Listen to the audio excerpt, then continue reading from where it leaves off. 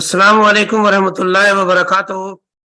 मैं डॉक्टर रियाज अहमद आप तमाम हजरात का अपने प्रोग्राम मीट द विनर्स के 37th एपिसोड में आप सबका इस्तकबाल करता हूँ। जैसा कि आप हजरात जानते हैं कि इस प्रोग्राम में मैं ज़िंदगी के मुख्तलिफ शो से कामयाब लोगों को इंटरव्यू के लिए बुलाया करता हूँ और उनकी ज़िंदगी के हर पहलू पर बातचीत के ज़रिया आप लोगों तक उनके तजुर्बात, उनकी तरक्कियाँ, उनके एहसासात, ये सारी बातें आप तक मैं पहुँचाने की कोशिश करता हूँ। आज के हमारे जो मेहमान हैं, 2 सब मज़मून में इन्होंने पीएचडी हासिल की है। इन्होंने 2 मज़मून में पीएचडी हासिल की है। लोग एक मज़मून में पीएचडी हासिल करना उनको मुश्किल होता है, लेकिन इन्होंने अपनी मेहनत से ह्यूमैनिटीज़ में पीएचडी की है पटना यूनिवर्सिटी से, उसके साथ एजुकेशन में भी पीएचडी की है। इसके अलावा जो फैकल्टी मेंबर होते हैं उनके लिए पेपर पब्लिश करना बहुत ज़रूरत है। माशाअल्लाह इस कम उम्र में इन्होंने अब तक 16 पीयर रिव्यूड जर्नल्स में इन्होंने अपना पेपर पब्लिश कराया है। 2 किताबें लिखी हैं, 2 किताबों के रिव्यू किए हैं। किताबों के चैप्टर्स में से 8 कुल इनका मजमूई तौर पर जो है इनका कंट्रीब्यूशन है। और इसके अलावा कॉन्फ्रेंसेस में 31 पेपर्स इन्होंने प्रेजेंट किए हैं और उसके अलावा जो है इनवाइटेड स्पीकर की हैसियत से 14 मुकामात पर इन्होंने लेक्चर दिए हैं और बहुत सारे मेंबर ऑफ एजुकेशनल ऑर्गेनाइजेशन के मेंबर हैं। तो माशाअल्लाह अपने इल्म के हवाले से माशाअल्लाह ये बहुत ही आला मकाम पर हैं और इनके तजुर्बात से हम लोग जो है ज़रूर इंशाअल्लाह फ़ायदा उठाएंगे और जानने की कोशिश करेंगे कि इन्होंने ये फैसला अपना जो तालीम का किया, किस तरह से किया, कैसे किया, क्या-क्या परेशानियाँ आई, क्या-क्या उनको आसानियाँ मिली, वो कहाँ पर हैं, खुश हैं या और कुछ आगे करना चाहते हैं। बहुत सारी बातें जो हमारे आज के तलबा और तालिबात के लिए जानना बहुत ज़रूरी है। जैसा कि आप जानते हैं कि इंटरनेट और टेक्नोलॉजी के एडवांस के होने की वजह से मुख्तलिफ किस्म के शोबा जो है कैरियर के निकलते आ रहे हैं। रोज़ाना एडिशन हो रहा है, रोज़ाना नए सब्जेक्ट, नए मज़ामीन जो है मंजर आम पर आ रहे हैं। लोगों को ये समझना मुश्किल है कि कौन सा जो है मज़मून हमारे लिए बेहतर होगा।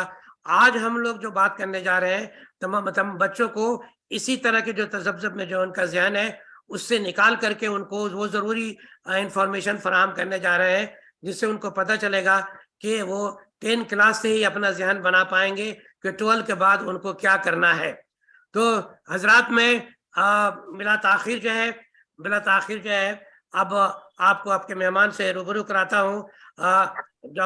वेलकम डॉक्टर निहाल अहमद अंसारी साहब, हमारे इस प्रोग्राम में आपने अपनी मसरूफियत के बावजूद आपने टाइम निकाला।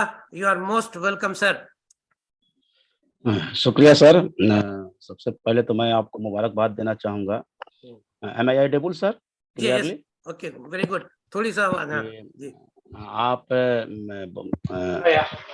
बैरूनी मुल्क में रहकर भी हिंदुस्तान के लिए, अपने कौम के लिए इतनी फिक्र और लगे हुए हैं जोश व खरोश से, और ख़ासकर हमारे इस नौजवान तबके के लिए आपके अंदर जो जज्बा है उसको मैं सलाम करता हूँ और मुबारकबाद देता हूँ। ये हमारे लिए भी इंस्पिरेशन का काम कर रहा है और इस प्लेटफॉर्म को मुहैया करने के लिए बहुत बहुत शुक्रिया कि आपने मुझे इस लायक समझा।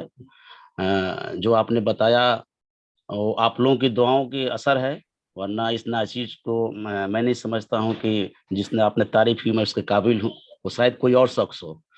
तो बहुत बहुत शुक्रिया जी सर, हौसला अफजाई के लिए। हक बा हकदार रसीद की बात है।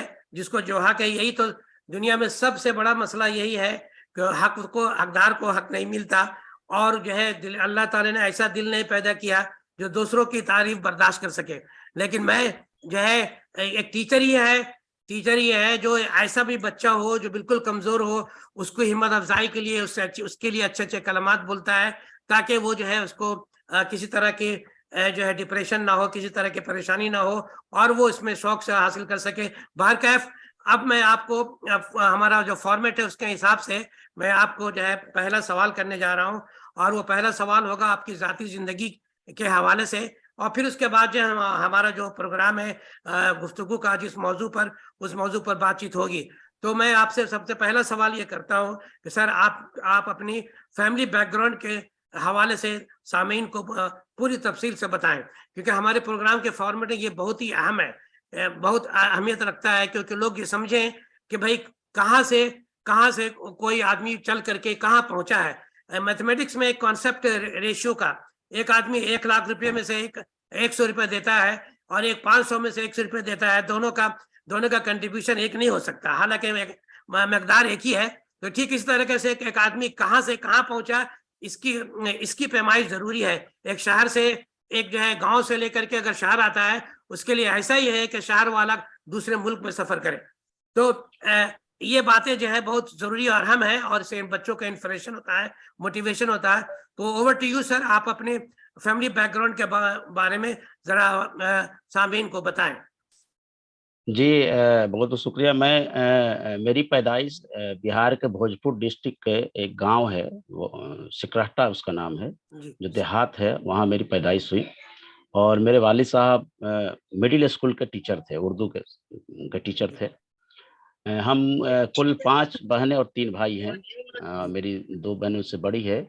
मेरी इब्तदाई तालीम जो है गांव के ही हाई स्कूल से हुई, जी और वहाँ से मैट्रिक पास करने के बाद मैं, उससे पहले जो हमारे गांव के जो लोग होते, जो भी पढ़ते थे, या एक बगल में कॉलेज प्राइवेट था, वहाँ नाम लिखाते थे, या हमारा आरा जो डिस्ट्रिक्ट हेडक्वार्टर था वहाँ।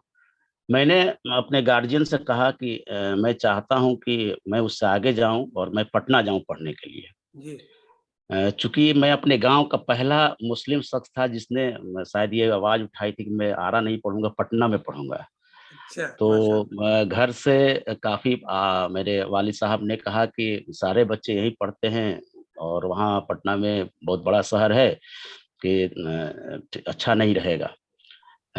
लोग भी बोलने लगे कि पढ़ने वाले, एक बड़ा अमूमन आम कहावत है गाँव में, जो लोग कहते हैं, कहा कि पढ़ने वाला लड़का तो कहीं भी पढ़ लेता है, तो माशाल्लाह। उसके लिए कोई पटना आरा मायने नहीं रखता है। हम्म, खैर मेरी वालिदा ने इसमें मुझे भरपूर साथ दी, और उसने कहा कि नहीं, ये जब चाहता है तो इसको भेजा जाए।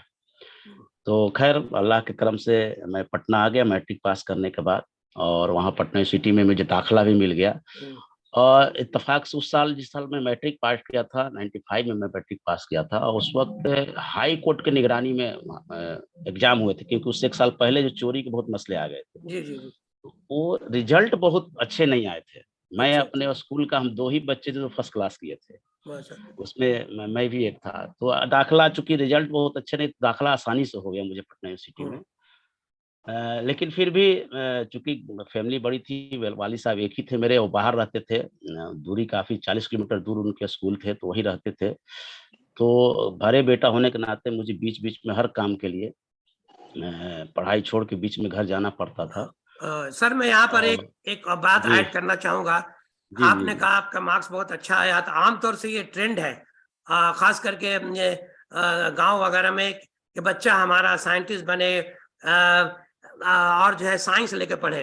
तो आपके साथ क्या ये माजरा नहीं हुआ, लोगों ने आपको पुश नहीं किया, या जी, टीचर नहीं बताया बिल्कुल, कि बिल्कुल आप साइंस लेके लोगों पढ़े? ने जी बिल्कुल, आपकी बिल्कुल बात सही है। सारे जिससे भी मैं पूछा कि क्या पढ़ूँ मैं? क्योंकि मैट्रिक के बाद एक बहुत बड़ा मसला खड़ा होता है जी। कि कौन-सा स्ट्रीम लिया जाए। हम्म तो लोगों ने यही कहा कि नहीं, साइंस लेके पढ़ो, साइंस लेके पढ़ोगे तो आगे स्कोप अच्छे हैं, आपको टेक्निकल कोर्स करने में भी आसानी रहेगी, आपको मेडिकल इंजीनियरिंग करना हो, तो अच्छा रहता है। एयर फोर्स वोर्स में बोले कि ये भी लोग बताए जो नेवी एयर फोर्स में थे, कि वहाँ भी टेक्निकल ग्रेड में जाने की आसानी होती है। हाँ, तो मैं कोशिश किया, लेकिन मैंने कहा कि नहीं, मुझसे साइंस नहीं चल पाएगा, अच्छा। ठीक है ना?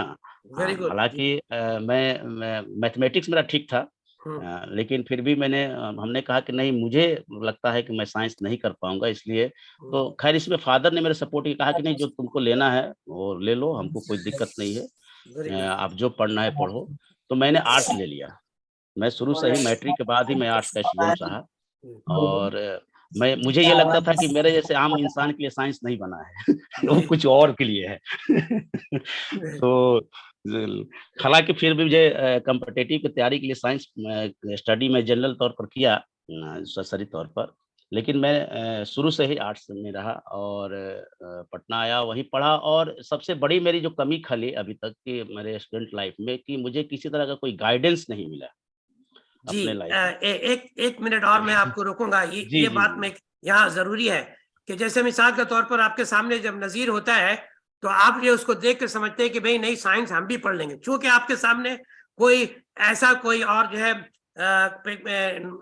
मिसाल नहीं था मौजूद, जिसकी वजह से आपको ये फैसला लेने में आसानी नहीं हुई और आप जो है उसी तरफ माइल हो गए जिधर आपका दिल चाह रहा था। लेकिन कम एक सामने रहता है तो लोग जो है इसको देख करके फैसला करने में कुछ उनको मदद मिलती है और आसान भी होता है। बहरकैफ आपने कहा ही कि मुझे गाइड करने वाला कोई नहीं था, और ये बहुत ही जी, अहम जी। बात है। सर बताएं ये बात, ये बहुत जी, जरूरी जी, बात है, बिल्कुल। बताइए। और मुझे अब एहसास होता है कि शायद मैं मुझे कुछ गाइडेंस इनिशियल लेवल पर शुरुआती दौर में अगर मिलता तो शायद मैं कुछ और होता। ये अब पता नहीं, जो वैसे तो हम लोग हाँ मानते हैं कि जो खुदा को मंजूर होता है वही होता जी है, जी जी जी जी। लेकिन एक कसक रहती है जो दिल में। हाँ हाँ एनीवे क्योंकि मैं आपको बता दूँ कि मैं गाँव का पहला इंसान हूँ जो पोस्ट ग्रेजुएट किया, पहला अच्छा, मुसलमान हूँ मैं। जी मैं पहला हूँ जो पीएचडी किया। जी जो मैं पहला हूँ जो सेंट्रल यूनिवर्सिटी में हूँ। जी तो इस गाँव में भी ऐसा कुछ नहीं था कि लोग किसी से मोटिवेट हो, और ऐसे कुछ मेरे अगल-बगल भी लोग नहीं मिले, जो भी मिले वो सब ग्रेजुएट तक ही थे, हम्म, तो इस तरह का कोई चीज़ है। हम्म, फिर भी मैंने लोगों से राब्ता कायम किया, पटना आया तो चूँकि पटना यूनिवर्सिटी का एडवांटेज मुझे मिला कि कई तरह के टीचर्स मिले और स्टूडेंट मिले जिनसे मैं पूछता गया कि क्या करना चाहिए, क्या करना चाहिए?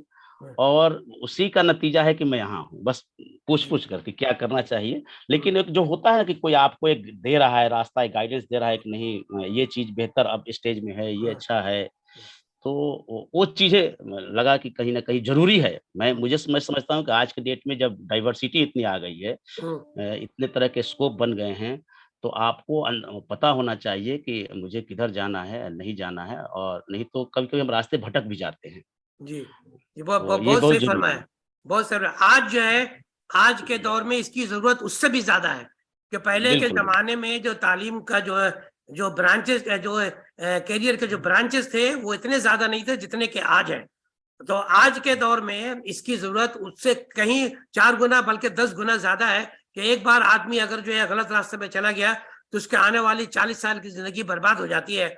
क्योंकि ऐसा भी होता है बहुत सारा देखने में कि अभी आपने दाखिला लिया, 5 साल के बाद जो है उसकी मार्केट और ट्रेंड ही बदल गई, तो आपने जो तालीम हासिल किया वो सब बेकार हो गया। तो आज के दौर में कोई भी किसी भी तरफ का कोई भी सब्जेक्ट आतिफ सर चुनना, जो है, रास्ता इख्तियार आतिफ करना, सर ये जवाब लगा। बहुत ही अहम है और जो है बहुत ही जरूरी है। मैं तमाम सामीन को दरखास्त करूंगा कि आप अपना जो है म्यूट करके रखें, बीच में बात ना करें अनलेस कि आपको बोला जाए। तो मैं ये इसी हवाले से मैंने ये प्रोग्राम रखा है, और इस प्रोग्राम का जो उन्वान है कि 12th ग्रेड के बाद किस स्ट्रीम को इख्तियार किया जाए और क्या क्या मौके हैं इंजीनियरिंग और मेडिसिन के अलावा। ये ही हमारा क्योंकि देखा जाए तो लाखों के तादाद बच्चे जो है इंजीनियरिंग की तरफ जाते हैं और जो है मेडिकल की तरफ जाते हैं, और ज्यादातर लोगों में कुल सीट जो है जितना प्रोपोर्शनेट में सीट है उससे कितने करीब सैकड़ों गुना ज्यादा बच्चे जो है इम्तहान देते हैं, और कुछ जितने को मिलता नहीं है उससे कहीं करीब सैकड़ों गुना ज्यादा बच्चे नाकाम होते हैं, और ये सिलसिला कई साल दर साल चलता रहता है। तो ये एक बहुत बड़ा मसला है और एक प्रेस्टीज इशू बन के रह गया है। लेकिन जो है इसके अलावा भी बहुत सारे और रास्ते हैं जिसको डिस्कवर करना जरूरी है। ऐसा ये जरूरी नहीं है कि आप 4 साल 5 साल जो है इंजीनियरिंग में ही लगे रहे, मेडिकल में ही लगे रहे, और असल मकसद है तालीम का हासिल करके अपनी जिंदगी को किसी अच्छे मुकाम पर पहुंचाना, और वहां से कुछ ऐसी आमदनी हो, इनकम हो जो आपके जिंदगी को खुशगवार बनाए। असल मकसद तो लोगों ने यही बनाया है तालीम का आज के दौर में। तो फिर क्यों ना बिल्कुल, हो कि बिल्कुल। कोई जरूरी तो नहीं है कि जो है जिस जगह से हमको हलाल रोजी मिले मैं उधर जाऊंगा। अगर वो कोई जरूरी नहीं है कि सब डॉक्टर बन जाए। किसी भी स्कूल में और क्लास में फर्स्ट सेकंड थर्ड ये 3 ही बच्चे होते हैं। आप जो है सबको फर्स्ट सेकंड थर्ड नहीं बना सकते, ना ना मुमकिन है। ये ग्रेडिंग बिल्कुल, बिल्कुल। रैंकिंग का सिस्टम है, इसलिए सारे के सारे बच्चे जो है इंजीनियरिंग और डॉक्टर नहीं बन सकते। इट बिल्कुल, मस्ट बिल्कुल। बी रियलाइज्ड, और बच्चों को भी जो है गार्जियन को भी ये बात समझनी चाहिए। तो आज मैं आपको एक शेयर करने जा रहा हूँ, 2-4 मिनट का मैं आपसे वक्त लूंगा। आप जो है इसको देखें, फिर इसके बाद इसी मौजू पर असर से मैं अब बातचीत करूंगा। तो हमारा ये जो आज का जो प्रोग्राम है, career options after grade 12 other than engineering and medicine in India, जिसको हम ये कहते हैं मशीन एंड मेडिसिन। मशीन हो गया इंजीनियरिंग और मेडिसिन हो गया मेडिसिन। आप देखें, मैं आपको एक ट्रेंड दिखाता हूँ, आप इसको मैं आपको ट्रेंड दिखाता हूँ। Student appeared in joint interest main year wise trends. ऐसा नहीं है कि ट्रेंड बढ़ता जा रहा है। आप देखें 2018 में 11 लाख, 2019 में 12 लाख, 2020 में वो सब कोरोना का टाइम था 11 लाख, 2021 में आपको जो है 10 लाख और 2022 में 10 लाख। इससे पता चल रहा है कि ट्रेंड जो है चेंज हो रहा है। ट्रेंड जो है चेंज हो रहा है। 2023 में ये तादाद घट के 8 पॉइंट से, ये इम्तहान जो अभी कंक्लूड हुआ है मेरे ख्याल में कुछ दिन पहले, 8.6 लाख है, जिसमें मेन कैंडिडेट 70% है, फीमेल कैंडिडेट 30% है। तो ये है हमारा हाल किसका, ज्वाइंट एंट्रेंस और नीट के हवाले से। लेकिन क्या ये इसी तरह से हम लोग जूझते रहेंगे? इसमें देखा गया है कि मुश्किल से 10% और 8% और 10% बच्चे कामयाब होते हैं, बाकी 90% लोग रिपीट करते रहते हैं। तो इसी हवाले से मैं कोशिश करूंगा कि आपको दूसरे जो मौके हैं उसके तरफ आपको रहनुमाई कर सकूं। तो आइए मैं बताता हूं आपको, अगर आप चाहते हैं। ये सवाल देखिए, why is there decline the number of student nowadays? इसके 4 वजह हैं। द पेरेंट जो है अब बाखबर हो गए हैं, ये इंटरनेट की जानकारी की वजह से अब पेरेंट जो है उतना उनको मालूमात में इजाफा हुआ है, वो समझने लगे हैं कि कैरियर कहाँ अवेलेबल है। ये एक वजह है। इंटरनेट में की तरक्की की वजह भी है, बच्चे खुद से पता लगा ले रहे हैं कि कौन सा सब्जेक्ट अच्छा है। और rising of the private college जो है के बढ़ना भी एक वजह है, और कोविड-19 पैंडेमिक जो है डिक्लिनेशन की वजह है। उसके अलावा जो है कि ये देखिए नीट में जो है 2023 में 18 लाख बच्चे, आप सोचिए कि पूरे हिंदुस्तान में सीट कितनी है, 18 लाख बच्चे जो इसमें अपनी किस्मत आज़ार हैं, कहां से कामयाब होंगे? तो इसके लिए आपको रास्ता बदलना ही होगा। तो इसलिए मैंने आपको यहाँ पर कुछ अंडर ग्रेजुएट कोर्स यानी ग्रेजुएशन के इतने सारे मौके हैं जो आप आर्ट्स स्ट्रीम में जा सकते हैं। BBA आजकल बहुत ही हॉट के कोर्स है ये। BBA business administration, BMS bachelor of management science, BFA bachelor of fine arts, BEM bachelor of event management. ये बहुत ही पॉपुलर है आज के दौर में, लोग बहुत बेतहाशा पैसा इसमें कमा रहे हैं। इंटीग्रेटेड लॉ, ये जो आजकल इंटीग्रेटेड कोर्स है जो आपका अंडर ग्रेजुएट होता है 5 साल का, ये भी बहुत ही पॉपुलर है। BJMC बैचलर ऑफ जर्नलिज्म, आज के दौर में मीडिया का जमाना है, इसमें भी आप अपना करियर बना सकते हैं। और इसके अलावा बैचलर ऑफ फैशन डिजाइनिंग, ये भी आज के दौर का, मिडिल क्लास के पास पैसा आ जाने के बाद फैशन डिजाइनिंग बहुत ज्यादा ही तरक्की कर गया है। हर फैशन की तरफ रुझान बहुत ज्यादा बढ़ चुका है, और ज्यादातर लोग फैशन डिजाइनिंग के कपड़े पहनने लगे हैं। आजकल बच्चा जो है पॉपुलर ब्रांड के कपड़े पहनने लगे हैं। तो इस फील्ड में भी जो है एक रास्ता है। बैचलर ऑफ सोशल वर्क, ये पहले नहीं हुआ था, लेकिन आज के दौर में सोशल वर्क का भी एक कोर्स है। अगर उसमें जाकर के आप NGOs और बहुत सारे मौके आप हासिल कर सकते हैं। बैचलर ऑफ बिजनेस स्टडीज है, ये हुआ आपको आर्ट्स में। कुछ और है इसके अलावा, इसमें जो है कुछ और है। अब देखिए इसके अलावा और है bachelor of travel and tourism management, aviation courses, BSc interior designing. अब ये साइंस के हवाले से aviation courses, BSc interior designing, hospitality and hotel administration, bachelor of design, okay, BSc bachelor of dental surgery, bachelor of animation, many branches मैं आपको दिखा रहा हूँ। Under graduate course available after 12 science में है। अब जो है आप देखिए साइंस में कंटिन्यू है। न्यूट्रिशन एंड डाइट, आजकल देखेंगे डाइटिशियन बहुत ज्यादा पॉपुलर हो रहे हैं और अच्छा खासा ये लोग पैसा कमा रहे हैं। तो न्यूट्रिशन एंड डाइटेटिक्स जो है ये भी एक ब्रांच है। बैचलर ऑफ फिजियोथेरापी भी ब्रांच है। BSc अप्लाइड जियोलॉजी भी है, लिबरल आर्ट्स है, फिजिक्स है, केमिस्ट्री है, मैथमेटिक्स है। आज के दौर में ये सब भी बहुत ज्यादा पॉपुलर है और बहुत सारे जो टेक्निकल लोग जो मैथमेटिशियन को, फिजिक्स को, केमिस्ट्री वालों को हायर कर रहे हैं। तो ये ऑप्शन भी आपके पास है। इसके अलावा जो है, इसके अलावा जो आप देखें बीटेक में ये बहुत सारे जो है अलग से ऑप्शन है। ये तो डायरेक्ट हो गया, aeronautical engineering, automobile engineering, civil engineering, ये जनरल किस्म के जो इंजीनियरिंग के हवाले से है, इसका बताना जरूरी है, इसलिए मैंने यहाँ पर ऐड कर लिया। Computer science and engineering, biotechnology engineering, electrical and electronics engineering, electronics and communication engineering, ये सब पॉपुलर ब्रांचेस है जॉइंट इंट्रेंस में। लेकिन जो मैंने आपको पहले बताया ये सब उसके अलावा भी है। इसके अलावा भी देखें आप, इसमें जो है automation and robotics, petroleum engineering, instrumentation engineering, ceramic engineering, सब बच्चों ने नाम भी नहीं सुना होगा। केमिकल इंजीनियरिंग में आजकल बहुत ज्यादा डिमांड है केमिकल इंजीनियरिंग का।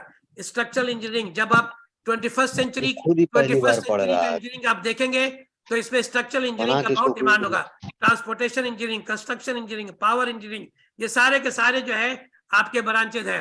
अब ये देखिए कॉमर्स में आपको क्या क्या अवेलेबल है। BCom bachelor of commerce, BBA bachelor of business administration, BCom honours, BA honours in economics, integrated law programme जो आपको कॉमर्स वालों के लिए है, इंटीग्रेटेड लॉ प्रोग्राम जो है ये भी कॉमर्स वालों के लिए भी है।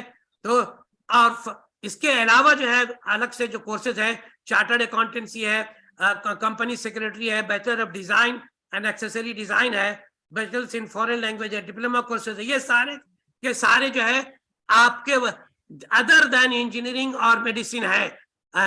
इतने सारे ऑप्शंस है। अगर हम लोग जो है उस तरफ अगर रुख करें तो इंशाल्लाह हमारे जो बच्चे जो मुसलसल जो अपना वक्त जाया कर रहे हैं, इसके अलावा मजीद क्या है, कंपटीशंस है। जो कुछ कंपटीशन 12th के साथ बाद ही होता है, कहीं कोई कंपटीशन जो है ग्रेजुएशन के बाद होता है। इस हवाले से गुफ्तगू मैं किसी दूसरे प्रोग्राम में करूंगा। आज मैं कोर्स के हवाले से ये मैंने आपको इंफॉर्मेशन दी। अब इसी सिलसिले में सर से मैं रहनुमाई चाहूंगा अपने बच्चों को, उन्होंने जो बच्चों को पढ़ा रहे हैं वो आमतौर से बच्चे उनके पास आते हैं, उनसे सवालात करते हैं, किस तरह के बच्चों के सवालात हैं, क्या बच्चों के मसाइल हैं, हम उनको मिल करके टीचर हजरात जो है किस तरह से उनकी मदद कर सकते हैं, और बच्चे भी यहाँ मौजूद हैं वो भी सवाल कर सकते हैं इंशाल्लाह। तो आइए मैं इस प्रोग्राम के गुफ्तगू का फिर से शुरू करता हूँ और मैं डायरेक्ट सर से अब वो उस सवाल की तरफ बढ़ता हूँ जो हमारे इस प्रोग्राम के हवाले से है। तो सर आपने देखा कि ये जो इंजीनियरिंग और मेडिकल का जो रुझान और जुनून और ये पागलपन जो है, उसके पीछे सबसे बड़ी वजह समाज है और समाज के वैल्यूज हैं। लोग ये समझते हैं कि इंजीनियरिंग पढ़ने वाले बच्चे को ज्यादा दहेज मिलेगा, अच्छी खूबसूरत लड़की मिलेगी, मकाम में इज्जत होगा, और जो इसी तरह से डॉक्टर के हवाले से है, ये सब कॉमन ट्रेंड है। लोगों ने एक ऐसा बना कर रखा हुआ है कि अगर आपने इंजीनियरिंग नहीं की, मेडिकल नहीं की, तो आपने कुछ किया ही नहीं। जबकि इसके अलावा जो है आज के लोग कंटेंट राइटिंग, जो आपने नाम नहीं सुना होगा, कंटेंट राइटिंग भी एक पेशा है।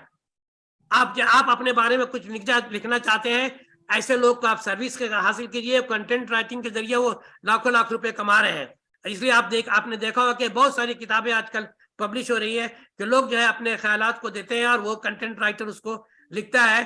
तो ये भी एक पेशा है। तो मैं सर से अब इस हवाले से मैं चाहूंगा कि सर आप अपने जो एक्सपीरियंस है और आपका जो बच्चों से ताल्लुक रहा है, बच्चों से जो आपका कनेक्शन रहा, बच्चे के जरिए तजुर्बात है, वो आप जो है हमारे सामीन से शेयर करें इस हवाले से, करियर के ऑप्शन कोर्स के हवाले से। Over to you sir. जी शुक्रिया। सबसे पहले मैं दरखास्त करूंगा जो ऑडियंस जुड़े हुए हैं कि म्यूट रखें तो डिस्टर्बेंस कम होगी। बिल्कुल आपने सही फरमाया, आजकल बहुत ऑप्शन खुल गए हैं, और मुझे आपने जो बात कही उसमें याद आ रहा है कि हम लोग 3 इडियट जो फिल्म देखे हैं, उसमें ये कैसे तय होता है कि नहीं, जबकि वो लड़का फोटोग्राफर अच्छा बन सकता है लेकिन उसके बाप की जिद है कि नहीं ये इंजीनियर ही बनेगा। तो उस मानसिकता से हमें बाहर निकलना पड़ेगा, क्योंकि तभी हमको अपने टैलेंट को पहचानना होगा कि हम क्या कर सकते हैं। और अभी बहुत आईसीटी के आने के बाद आपके ऑप्शन बहुत खुल गए हैं, पहले की तरह नहीं रहा कि ऑप्शन कम है। और लेकिन आप चूज करें तो देखें कि मैं क्या कर सकता हूँ, अपने सलाहियत को देखें कि हम अभी मैं बता दूं कि हमारे बीएड में बहुत सारे ऐसे बच्चे आते हैं जो इंजीनियरिंग कर लिए हैं और वो बीएड करने आते हैं, एमबीए कर लिए हैं, वो बोलते हैं कि सर मेरा बीएड में एडमिशन हो जाएगा। तो मुझे लगता है कि आप इसका फैसला पहले कर लें, क्योंकि वो जो 4 साल आपने वक़्त ज़ाया किया, वो वापस नहीं आने वाला है। जी, जी। तो हम जो भी फैसला लें, ऑप्शन बहुत सारे हैं और पहली दूसरी बात ये भी कि मैं हम इस जो हमारा एक सोसाइटी का ट्रेंड है, बच्चों की भी इसमें गलतियाँ नहीं हैं कि हमारे हिंदुस्तान में जो माशरा है, जो सोसाइटी है, वो गवर्नमेंट जॉब को बहुत प्रायोरिटी देती है। जी, अगर एक प्राइवेट बैंक में मैनेजर हो और एक सरकारी गवर्नमेंट रेलवे में 4th ग्रेड में हो, तो सोसाइटी उसको ज़्यादा लाइक करती है। जैसे आपने कहा ना कि अच्छे घर में शादी हो जाएगी, दहेज अच्छे मिल जाएँगे, तो उसको प्रेफ़र तो सोसाइटी को भी अपने नज़रिए को बदलना पड़ेगा कि कि जो हम देखें कि स्टैंडर्ड कौन मेंटेन कर रहा है, किसके सोसाइटी में इज़्ज़त ज़्यादा है, तो सोसाइटी को भी ट्रेंड चेंज करना पड़ेगा कि हम सिर्फ़ गवर्नमेंट जॉब को आज के डेट में अभी मैं न्यूज़ सुन रहा था अब जस्ट कि आज ही की बात बता रहा हूँ, हिंदुस्तान में 8.5% बेरोज़गारी दर हो गई है जी। और आज गुजरात में एक पर्चा भी लीक हो गया है। हुँ। तो जॉब गवर्नमेंट का जो आवाज़ नहीं मिल रही है, किसी ने लिखा कि ऑडियो नहीं आ रही है। आपको मिल जी, रही है जी, सर जी, आवाज़? आवाज़ मिल रही है? आवाज आ हाँ, रही है सर? आ रही है, आ रही हाँ। है। हाँ जी, मुझे आ रही है। जी, जी, जी, आ जी। रही है सर, आवाज आ रही है। जी। हाँ, तो मैं ये कहना चाह रहा हूँ कि हमें जो और भी ऑप्शन हैं, आपने बहुत सारे गिनाए और सारे डिज़ास्टर मैनेजमेंट है, सिक्योरिटी मैनेजमेंट है, जी, बहुत जी, जी। सारे ऑप्शन आ गए हैं और अच्छा, उसमें अच्छे डिफेंस हैंडसम में सैलरी डिफेंस में भी मिलते है। हैं। जी। हुँ। हाँ, हैंडसम सैलरी मिलते हैं और आपको हैंडसम लाइफ़ भी गुज़ारने को मिलती है, तो हमें उस तरफ भी देखना चाहिए। और जो आप 12 के बाद सेलेक्ट कर लीजिए कि हमें करना क्या है। मैं बता दूँ कि हमारे यहाँ कई ऐसे बच्चे आते हैं जिस तरह मैंने कहा कि मुझे भी कोई गाइडेंस का नहीं मिला, वो चलते-चलते यहाँ तक पहुँच गया, तो उनके साथ भी यही मसला है। अब जैसे आप देखिए कि मैं बात करूँ जिस तरह से मैं जुड़ा हुआ हूँ टीचिंग लाइन से कि रिक्रूटमेंट के जो प्रोसेस हैं तो आप टीजीटी में जाइएगा तो उसमें सब्जेक्ट का जो है, वो आपको कॉम्बिनेशन बना दिया गया है। कि अच्छा, आप जैसे आपको टीजीटी बनना है सोशल साइंस का, सोशल स्टडीज़ का, तो उसमें जो 4 सब्जेक्ट आते हैं, एक history, geography, economics and political science. अब सरकार ने जो नया क्राइटेरिया बनाई है, उसमें है कि आपको हिस्ट्री या ज्योग्राफी ये दोनों सब्जेक्ट ऑनर्स के तौर पर हो और बाकी जो 2 बचे हो उसमें से कोई सब्सिडियरी हो। अगर इसके अलावा अदर देन कोई और सब्जेक्ट आप पढ़ लेते हैं, तो आप टीजीटी के लिए एलिजिबल नहीं हैं। अब बहुत सारे ब बच्चों के साथ ये मसला आ जाता है कि उनका सब्जेक्ट कॉम्बिनेशन वो तो चुन लिए कि जो आसान है चलो इसको इसमें हिस्ट्री में ऑनर्स कर लेते हैं, सोशियोलॉजी ले लेते हैं, उर्दू ले लेते हैं, हिंदी ले लेते हैं। तो अब वो टीजीटी के लिए एलिजिबल नहीं हो पाते हैं। साइंस के साथ भी ये मसला है।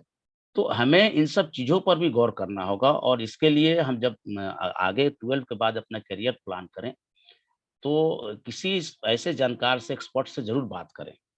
और आप भी कोशिश करें कि आप जो माशरे में जो बच्चे पढ़ रहे हैं, उनको गाइडेंस दें क्योंकि इससे क्या होगा कि आप ग्रेजुएट कर लिए, अब जैसे कॉमर्स में करके आते हैं बच्चे बीएड करने के लिए, अब हाई स्कूल में कॉमर्स का कोई ऑप्शन नहीं है। उनको हुँ। या तो ये प्राइमरी टीचर बनना होगा या फिर उन्हें पीजी करके +2 में जाना होगा। तो इस तरह के सब्जेक्ट कॉम्बिनेशन भी बहुत ज़रूरी है। तो ये ज़रूरी है कि इसके लिए एक प्रॉपर गाइडलाइन मिले बच्चों को और ये हमारी भी ज़िम्मेदारी है एज़ ए टीचर और सोसाइटी में जो लोग पढ़े हैं, हम अपने स्टूडेंट से भी कहते हैं कि आप अपने भी जानिए और अपने जो लोग आपके जानने वाले हैं, जो कोर्स कर रहे हैं, पढ़ रहे हैं, उन्हें प्रॉपर गाइड करिए कि आप जो रास्ता अपना रहे हैं, वो कहाँ जाएगा। हम अपने मंजिल तक पहुँच पाएँ कि नहीं पहुँच पाएँगे। तो ये आज के डेट में जो डाइवर्सिटी इतनी आ गई है, तो सिलेक्शन बहुत ज़रूरी है सर। कि जी, हम ये पता करें कि हम कौन-सा सब्जेक्ट पढ़ेंगे तो कहाँ पर जाएँगे और एक दिमाग से ये बात निकालनी होगी कि हम गवर्नमेंट जॉब ही मुझे चाहिए। आप कई ऐसे मैं तो बल्कि कहता हूँ कि आप सरकारी नौकरी करके अंबानी नहीं बन सकते हैं, बिल गेट्स नहीं बन सकते हैं। अगर आपको बड़ी हस्ती बनना है तो सरकारी नौकरी की मोह छोड़नी पड़ेगी। आपको कोई और रास्ता इख्तियार करना पड़ेगा। जी, जी। बहुत सही बात आपने फरमाई सर। अभी एक साहब ने यहाँ सवाल किया है कि हम कैसे पता चले कि मेरे बच्चे का रुझान किस तरफ है और किस फील्ड में जाकर के वो कामयाब होगा। तो मैं यहाँ पर जो है आप एक बात यहाँ पर तस्करा कर दूं, तब ये सवाल मैं सर को दूंगा।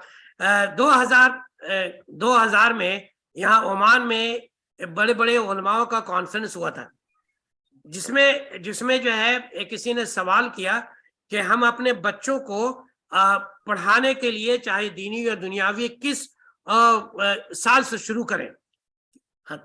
तो अब जो है एक बहुत बड़े जय्यद आलिम ने उस सवाल का जवाब दिया था कि आप जो है अपनी शादी से 5 साल पहले शुरू करें। अब ये गार्जियन हजरात जो है, बच्चा पढ़ लेता है, बच्चा बचपना गुजार लेता है, पढ़ लेता है, अब उसके बाद ये जानने की कोशिश करते हैं कि हमारा बच्चा का रुझान किस तरफ है। ये पेरेंटिंग एक बहुत बड़ा मसला है। इसके ऊपर मैं अगले हफ्ते आप तमाम हजरात से गुजारिश है, पेरेंट है, अगले हफ्ते मैं पेरेंटिंग के इशू पर एक प्रोग्राम करने जा रहा हूँ कि हम अपने बच्चों की पेरेंटिंग कैसे करें, देखभाल करें। तो पेरेंटिंग एक जिम्मेदारी है और ये आपको कुरान की तरफ से भी जिम्मेदारी है कि आप जो है अपने बच्चों को सही तरीका तालीम सिखाएं। और सही तरीका तालीम से मतलब ये नहीं हुआ कि सिर्फ काला काला रसूलुल्लाह और कुरान शरीफ पढ़ाएं, उसको जिंदगी दुनिया में कामयाब जिंदगी बनाने के काबिल बनाएं और वो उसमें दीन और दुनिया दोनों ही शामिल है। तो भारत मैं आपसे बताना चाहता हूँ कि हिंदुस्तान में जो कोई भी आजकल रह रहा है वो उसको एक सिंगल हैंडेड ऑप्शन लेकर के नहीं चल सकता। ये कंस्टेंट है। आपको हमेशा प्लानिंग ए और प्लानिंग बी करनी होगी। आपको हमेशा प्लानिंग ए और प्लानिंग बी रखनी होगी। प्लानिंग ए कामयाब नहीं हुआ तो प्लानिंग बी में कामयाब जरूर होगा। तो मेरा एक मशवरा है कि आप तमाम हजरात जो नौकरियां अवेलेबल हैं उसके हवाले से आप ग्रेड 8 से अपने बच्चों को 3 चीज पढ़ाना शुरू कर दें, जो उसका एंगेजमेंट भी होगा, उसका डायवर्शन भी आप रुकेगा, आपको बच्चे के हवाले से परेशानी भी नहीं होगी। उसको आप जनरल नॉलेज, करंट अफेयर्स और अंग्रेजी के अखबार को पढ़ने की में तरफ लगाएं। अगर आप ऐसा करते हैं तो आप जो है उसको जो है एक अलग स्ट्रीम में ग्रेजुएशन के बाद वो फौरन ही दूसरा सब्जेक्ट पढ़ता रहेगा और कंपटीशन में कहीं ना कहीं फिट हो जाएगा। ये दावा है मेरा। तो हम जो है अभी पढ़ने के वक्त में उसको बिल्कुल छोड़ देते हैं। वो अपने दोस्तों के साथ कहाँ जा रहा है, ग्रुप लर्निंग के हवाले से क्या कर रहा है, हमको पता ही नहीं है। अगर आप अपने घर में रह करके उसको जो है आप इन सब कामों में लगाएं, करंट अफेयर्स तो आप जो है बात गुफ्तगू कर सकते हैं, अखबार में पढ़ के उसको सुनिए कि आप आज के अखबार में क्या लिखा हुआ है। और जो है बातें जो है कि हिंदुस्तान मगरबी बंगाल में कितनी रियासत है, जो है अभी यहाँ जितने बच्चे हैं आप उनसे पूछिए कि आसनसोल अभी कौन से डिस्ट्रिक्ट में है। मेरे ख्याल में बहुतों को पता नहीं होगा कि बर्दवान का विभाजन हो गया है, ये भी पता नहीं है। तो मेरी राय ये है कि आप अपने बच्चों को कंट्रोल में रखना चाहते हैं तमाम चीजों से, तो आप जो है करंट अफेयर्स और जनरल नॉलेज और प्लस जो है ग्रेड 10 और 12 का मैथमेटिक्स और अंग्रेजी में महारत जो है आप उसको जरूर कराएं। और 12 अगर जैसे ही वो ग्रेजुएशन किसी भी फील्ड में करेगा, अगर वो तैयारी करेगा, WBCS करेगा, दुनिया भर के नौकरियां हैं, वो कहीं ना कहीं फिट हो जाएगा। और अगर नहीं भी हुआ तो इधर इसका चलता जा रहा है, दूसरा जो है दूसरा प्रोग्राम चल रहा है। वो जो भी पढ़ रहा है, चाहे इंजीनियरिंग पढ़े चाहे जो भी पढ़े, वो एक पढ़ रहा है। लेकिन ये पैरेलल ये निज़ाम चलाएंगे तो इंशाअल्लाह आपको ये परेशानी नहीं होगी। तमाम गार्जियन हजरात से मेरी गुजारिश है कि आप जो है बेफजूल की पॉलिटिक्स पर गुफ्तगू ना करें। आप कुछ कर नहीं सकते, आप घर में बैठ करके अपने बच्चे से बात करें और रोजाना ड्यूटी से आकर के घर में बैठे और उससे पूछे कि आज क्या पढ़ाई हुआ, और जो है गुफ्तगू करें, उनको फ्रेंडली करें, उनको लगाएं काम में। आप जो है उसको छोड़ देंगे एक रिस्पेक्ट एंड ऑनर के हवाले से नहीं। वो जमाना खत्म हो गया, वो जमाना बिल्कुल खत्म हो गया। अगर आप इस जमाने के साथ नहीं चले तो आप अपने बाल बच्चों को कंट्रोल नहीं कर सकते। तो सही बात कही। अब रहा कि जहां से बात है कि ट्रेंड के हवाले से, तो आप जो है अगर शुरू से ऑब्जर्वेशन में लाएंगे, आप आसानी से समझ जाएंगे कि बच्चे का रुझान किस तरफ है और किस में वो कामयाब होगा। क्योंकि हम बच्चे से बचपने से उसको ऑब्जर्व नहीं करते, हमको खुद ही समझ में नहीं आता है, दूसरों के एहताज करते हैं। लेकिन मैं आपको थोड़ी देर बाद ये भी बताऊंगा कि कैसे जो है बच्चों को पहचानेंगे कि वो किस स्ट्रीम के लायक है। Sir, over to you sir, आप जी इस तरह जी, हमारे मैं भी बस आपके में कुछ जोड़ना चाह रहा हूँ कि जो ये सवाल उठा रहे हैं कि हमको बच्चे को मालूम ही नहीं चलता है कि मैं क्या बच्चा का रुझान है, कैसे पढ़ाऊँ? असल में मसला ये है कि वो जानना ही नहीं चाहते। हम्म, मैं अपने बच्चे के साथ रहता हूँ 24 आवर्स, जो स्कूल जाते हो बात आते हैं, तो मुझे मालूम होना चाहिए ना कि बच्चे का, हम ये समझ सकते हैं कि बच्चे को कौन सा खाना पसंद है। ये तो गार्जियन बहुत जल्द बता देते हैं कि नहीं ये बिरयानी पसंद करता है, आलू नहीं पसंद करता, ये मुर्गा पसंद करता है, मटन पसंद नहीं करता है। हाँ, और पढ़ाई के बारे में तो मैं जानना ही नहीं चाहता हूँ। और जो लोग ये नहीं, अगर उनको नहीं समझ में आ रहा है तो मैं, हालाँकि पिक्चर तो देखना लोगों को बहुत पसंद है, तो मैं तो सजेशन करूँ कि तारे ज़मीं पर देखिए, उसमें पता चलेगा कि उस बच्चे को कैसे पता चल रहा है कि ये बच्चा किधर जाना चाह रहा है। थ्री इडियट फ़िल्म देखिए, आपको पता चलेगा।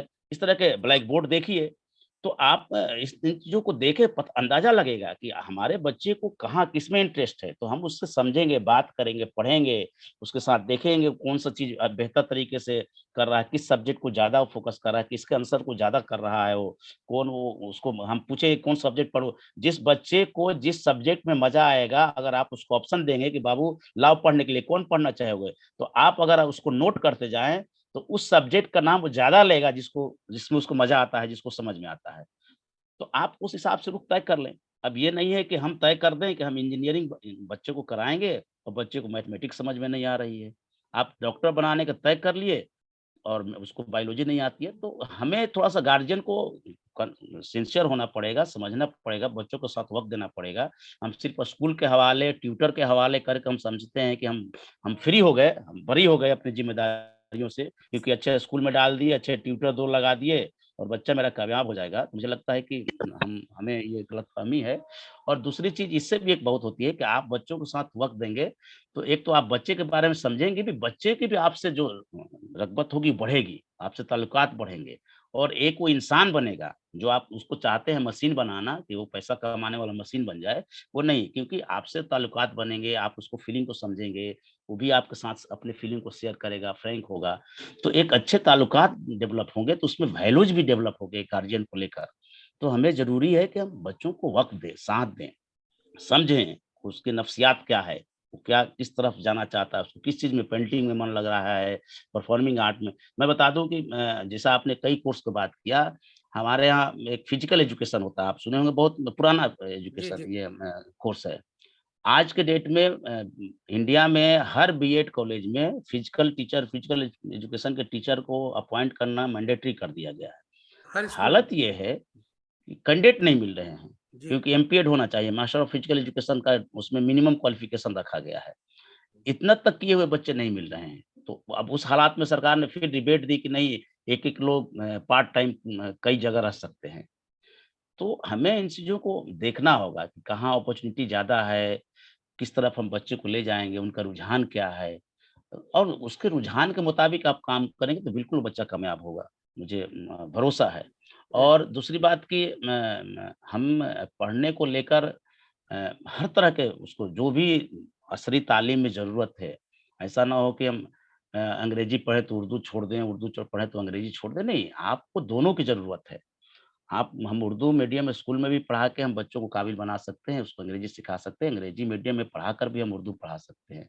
लेकिन जो अब इंग्लिश ज़रूरी है, क्योंकि आपको अगर ग्लोबल लेवल पर जाना है, अच्छे जॉब में जाना है, तो वो ज़रूरी है। तो हमें उस तरफ देखना चाहिए कि कहाँ किस चीज़ की कब ज़रूरत है और उस हिसाब से अगर हम प्लान करें, तो इंशाअल्लाह मुझे लगता है कि हमारे बच्चे कामयाब होंगे। जी जी, आपने बहुत अच्छी बात कही कि जो है बच्चों के ऑब्जर्वेशन में अगर आप डालें शुरू से, तो आपको ज़रूर ब-ज़रूर पता चल जाएगा कि बच्चे का रुझान किस तरफ है। जबकि हमें मालूम है कि वो क्या खाना पसंद करता है, लेकिन ये नहीं पता है मालूम कि बच्चा क्या बच्चा को किस फील्ड में डालेंगे तो वो कामयाब होगा। आपको आपको आप लोग के इल्म में होगी, ईश्वर चंद्र विद्यासागर का नाम आपने सुना होगा। ईश्वर चंद्र विद्यासागर की वालदा वो जो है बिल्कुल जाहिल थी, लेकिन ईश्वर चंद्र विद्यासागर बताते हैं कि जब मैं स्कूल से घर वापस आता था तो शाम के वक्त मेरी वालदा जो है ना किताब हमसे मांग लेती थी और बोलती थी, ए क्या पढ़ा सुनाओ। वो किताब सामने रखती थी और वो जो है मैं रोजाना सुनाता था और ऐसा सिलसिला चलता रहा। एक दिन मुझे पता चला कि मैं जब सुना रहा था तो मैं उसके करीब पहुंच गया, तो देखा कि मेरी वालदा ने किताब उल्टा पकड़ा हुआ है। तो उस दिन मुझे पता चला कि मेरी वालदा को पढ़ना ही नहीं आता। मेरी वालदा बिल्कुल जाहिल है। तो आप अंदाजा लगाए कि ये रहता है गार्जियनशिप। अगर गार्जियनशिप अगर इस तरह से अगर रहे तो इंशाअल्लाह जो है हम भी जो है ईश्वर चंद विद्यासागर अपना पैदा कर सकते हैं। और रही बात के तरक्की का, तो आप एक तो कम से कम हम लोग के साथ एक बहुत अच्छी बात है कि ज्यादातर लोग हम लोग मुसलमान हैं, राजिक होने का हम पर यकीन है। आप अपने धुन के साथ काम करें और जिस काम में करें ईमानदारी से मेहनत करें, जरूर आप कामयाब होंगे। लेट हो सकता है, लेकिन वो डिले हो सकता है, लेकिन डिनाइल नहीं होगा, ये तो मेरा अपना यकीन है। देखो, लेकिन आप उसको आसान करने के लिए और उसको फैसिलिटेट करने के लिए आपको एक्टिव बनना ही होगा।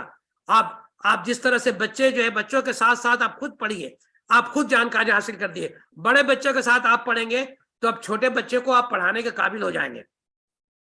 तो आप जो है दूसरे के पास जो है भेज करके, दोस्तों के पास बैठ करके उसका वक्त बर्बाद नहीं होगा। तो ये सब बातें जो है हमारे जहन में अगर हैं तो इंशाल्लाह हम अपने बच्चों को गाइडेंस, स्कूल में बच्चों को भेज करके आपको मुतमईन नहीं होना चाहिए।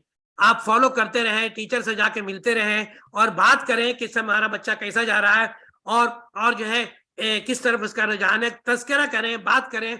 आज के दौर में मैं आपको 4 बातें बताता हूँ, उसको जहन में आप रखें तो इंशाल्लाह आप अपने बच्चों को जरूर जो है सही गाइड करने में कामयाब हो जाएंगे। आप सबसे पहले जो है बच्चे को बोले लिखो कौन कौन सा जो है। एक बात ये भी हमारे माशरे में कि बच्चों को पता ही नहीं है कि कितने सारे मज़ामीन हैं, लेकिन आज के दौर में ये बात नहीं है। आज गूगल पे जाइए और तलाश करिए।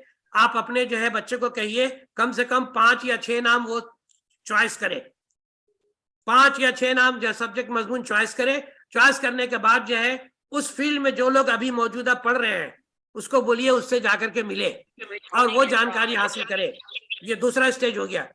तीसरा स्टेज क्या हो गया, अगर जब वो खुद 5 चुनेगा, जब खुद 5 वो चुनेगा और फिर जो है 5 चुनेगा, फिर जो है बात करेगा, तो उसके जो है नंबर ऑफ ऑप्शन जो है खुद ब खुद नैरो होते जाएंगे।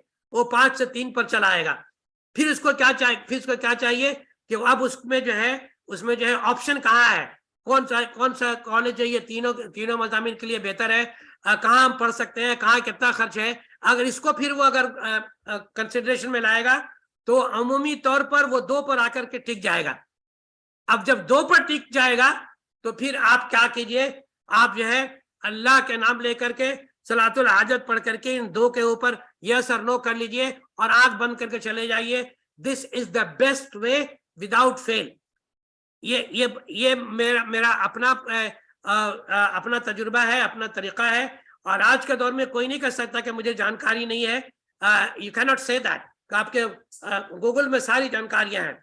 तो बहरकैफ अब मैं आगे की तरफ बढ़ता हूँ और जो है एक साहब और जो है उन्होंने, इससे पहले मैं आगे बढ़ूँ आपको मैं दिखा रहा हूँ। आप तमाम हजरात चैट में देखिए, मैंने अपने चैनल का, यूट्यूब चैनल का लिंक यहाँ शेयर किया। आप तमाम हजरात से दरखास्त है कि आप इसको जो है लाइक करें, शेयर करें, सब्सक्राइब करें, ताकि हमारा जो ये वीडियोस है आपको वक्त पर मिलता रहे और ये बात दूसरों तक भी पहुंचने में आसानी हो। तो अब मैं आगे चल रहा हूँ कि आमतौर से साइंस के तरफ जो अभी भी रुझान है और जो है लोग जो है बीएससी और एमएससी की तरफ उधर जाने का जा ही नहीं रहे, बल्कि मजबूरी में जा रहे हैं। अगर नहीं हुई नौकरी, इंजीनियरिंग नहीं हुआ तब जा रहे हैं। लेकिन याद रखो, जैसा कि सर ने बताया, बहुत अहम बात है कि आप बीएड कॉलेज में आ रहे हो जब आप एमबीए कर चुके हो। अब आप सोचे कि आपने अपनी जिंदगी का कम से कम 4 साल जो है आपने दूसरे लाइन पर खर्च किया और आप सिक्योर करना चाहते हैं कि कम से कम कहीं ना कोई नौकरी, कहीं ना कहीं किसी तरह से नौकरी हो जाए। तो ये बात जो है उसी वक्त होता है जब आप वेल डिफाइंड नहीं हो, आपको खुद पता नहीं है कि आप क्या कर रहे हैं। आप खुद पर भरोसा करके, खुद पर एतमाद कर करके पूरी मेहनत करें। आई एम श्योर कि आप जरूर कामयाब होंगे। ये हम ये नहीं कहते कि आप बीएड ना करिए, लेकिन मैं ये नौबत नहीं आनी चाहिए कि आप जो है बिल्कुल ट्रेन ही अलग हो, आप जाना कहीं और है और आप जो है ट्रेन ही बिल्कुल अलग पकड़ रहे हो, तो ये चीज जो है नहीं होनी चाहिए। तो मेरा ख्याल है कि आप अगर गार्जियन हजरात इस तरह से मुस्तैद हो, बच्चों को अगर 8 क्लास से फॉलो अप करेंगे तो बच्चे के अंदर भी जानकारी होगी और इंशाअल्लाह वो सही ट्रेन पर सवार होकर अपनी मंजिल तक पहुंचेगा। आइंदा दिनों में ऐसी बातें उम्मीद है कि बहुत कम हुआ करेंगी। तो सर आप जो है जब बच्चों को ट्रेनिंग कर रहे होते हैं, बच्चे आपसे सवाल करते हैं मिसाल के तौर पर कि साइंस मेरा 90% मार्क्स है, तो मैं इंजीनियरिंग में जाऊं और या मैं बीबीए की तरफ जाऊं, या मैं कॉस्ट अकाउंट की तरफ जाऊं, या मैं इंग्लिश में एमए करके कुछ आगे की तरफ जाऊं, तो आप उसको किस तरह से इसको ये बात को समझाने की कोशिश करते हैं? जी सर, देखिए सबसे पहले तो मैं बच्चों को ये बोलता हूँ कि जो आप मार्क्स लाए हैं, क्योंकि आप देखिए किसी भी मार्क्स कोई भी इंसान के क्वालिटी को डिस्प्ले नहीं करता है। सबसे बड़ी बात है, दुनिया में अभी कोई ऐसा मार्क्स नहीं बना है जो किसी के रियल क्वालिटी को बता दे।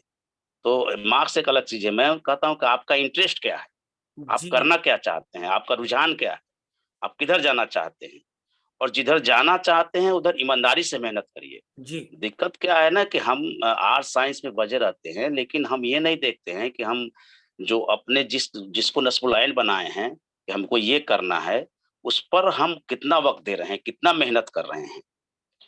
ये सबसे इम्पोर्टेंट है कि आप मैं अक्सर बच्चों से पूछता हूँ कि आपने तय कर लिया है कि मुझे एक नौकरी चाहिए, चाहे वो कोई भी नौकरी हो।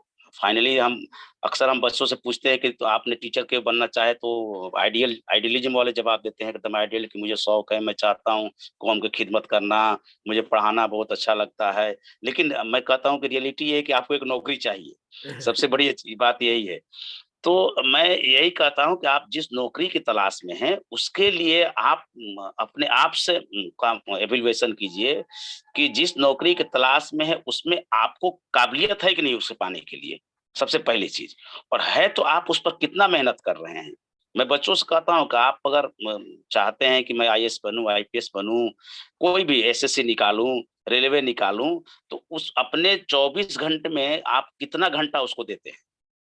आप कैलकुलेट कीजिए कि आप 24 घंटे में जिसको आपका जो ज़िंदगी का भी मकसद है फिलवक़्त, जिस स्टेज में आप हैं, आपका एक ही मकसद है कि मैं फलाँ जॉब हासिल कर लूँ। तो उसको हासिल करने के लिए आप कितना वक़्त दे रहे हैं ईमानदारी से।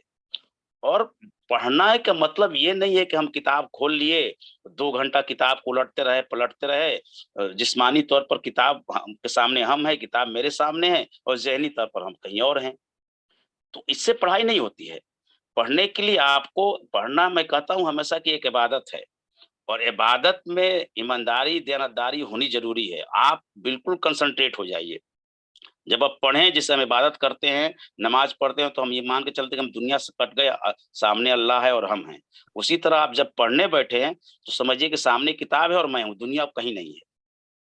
तब आप मेहनत करेंगे और मुसलसल एक प्लान वे में, बिल्कुल आप दुनिया के कोई भी ऐसा एग्ज़ाम नहीं है जिसे आप क्रैक नहीं कर सकते हैं। चाहे आप आर्ट्स स्ट्रीम का हो, साइंस और आर्ट्स इंसान ने ना बनाया ना, हमसे बाहर की चीज़ नहीं है। हम जो भी चीज़ समझना चाहें समझ सकते हैं। शर्त ये है कि आप ईमानदारी से मेहनत करें। तो इस तरह के सवाल जो भी बच्चे लाते हैं मेरे सामने कि मैं ये हूँ, मैं पूछता हूँ कि आप कर सकते हो कि नहीं? मार्क्स को छोड़ो, गोली मारो, मार्क्स कितना आया, नहीं आया।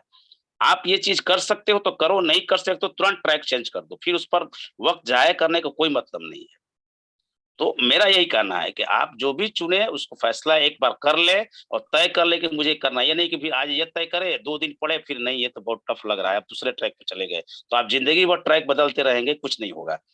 आप देख लीजिए कि हम क्या कर सकते हैं और तय करिए और उसमें लग जाइए।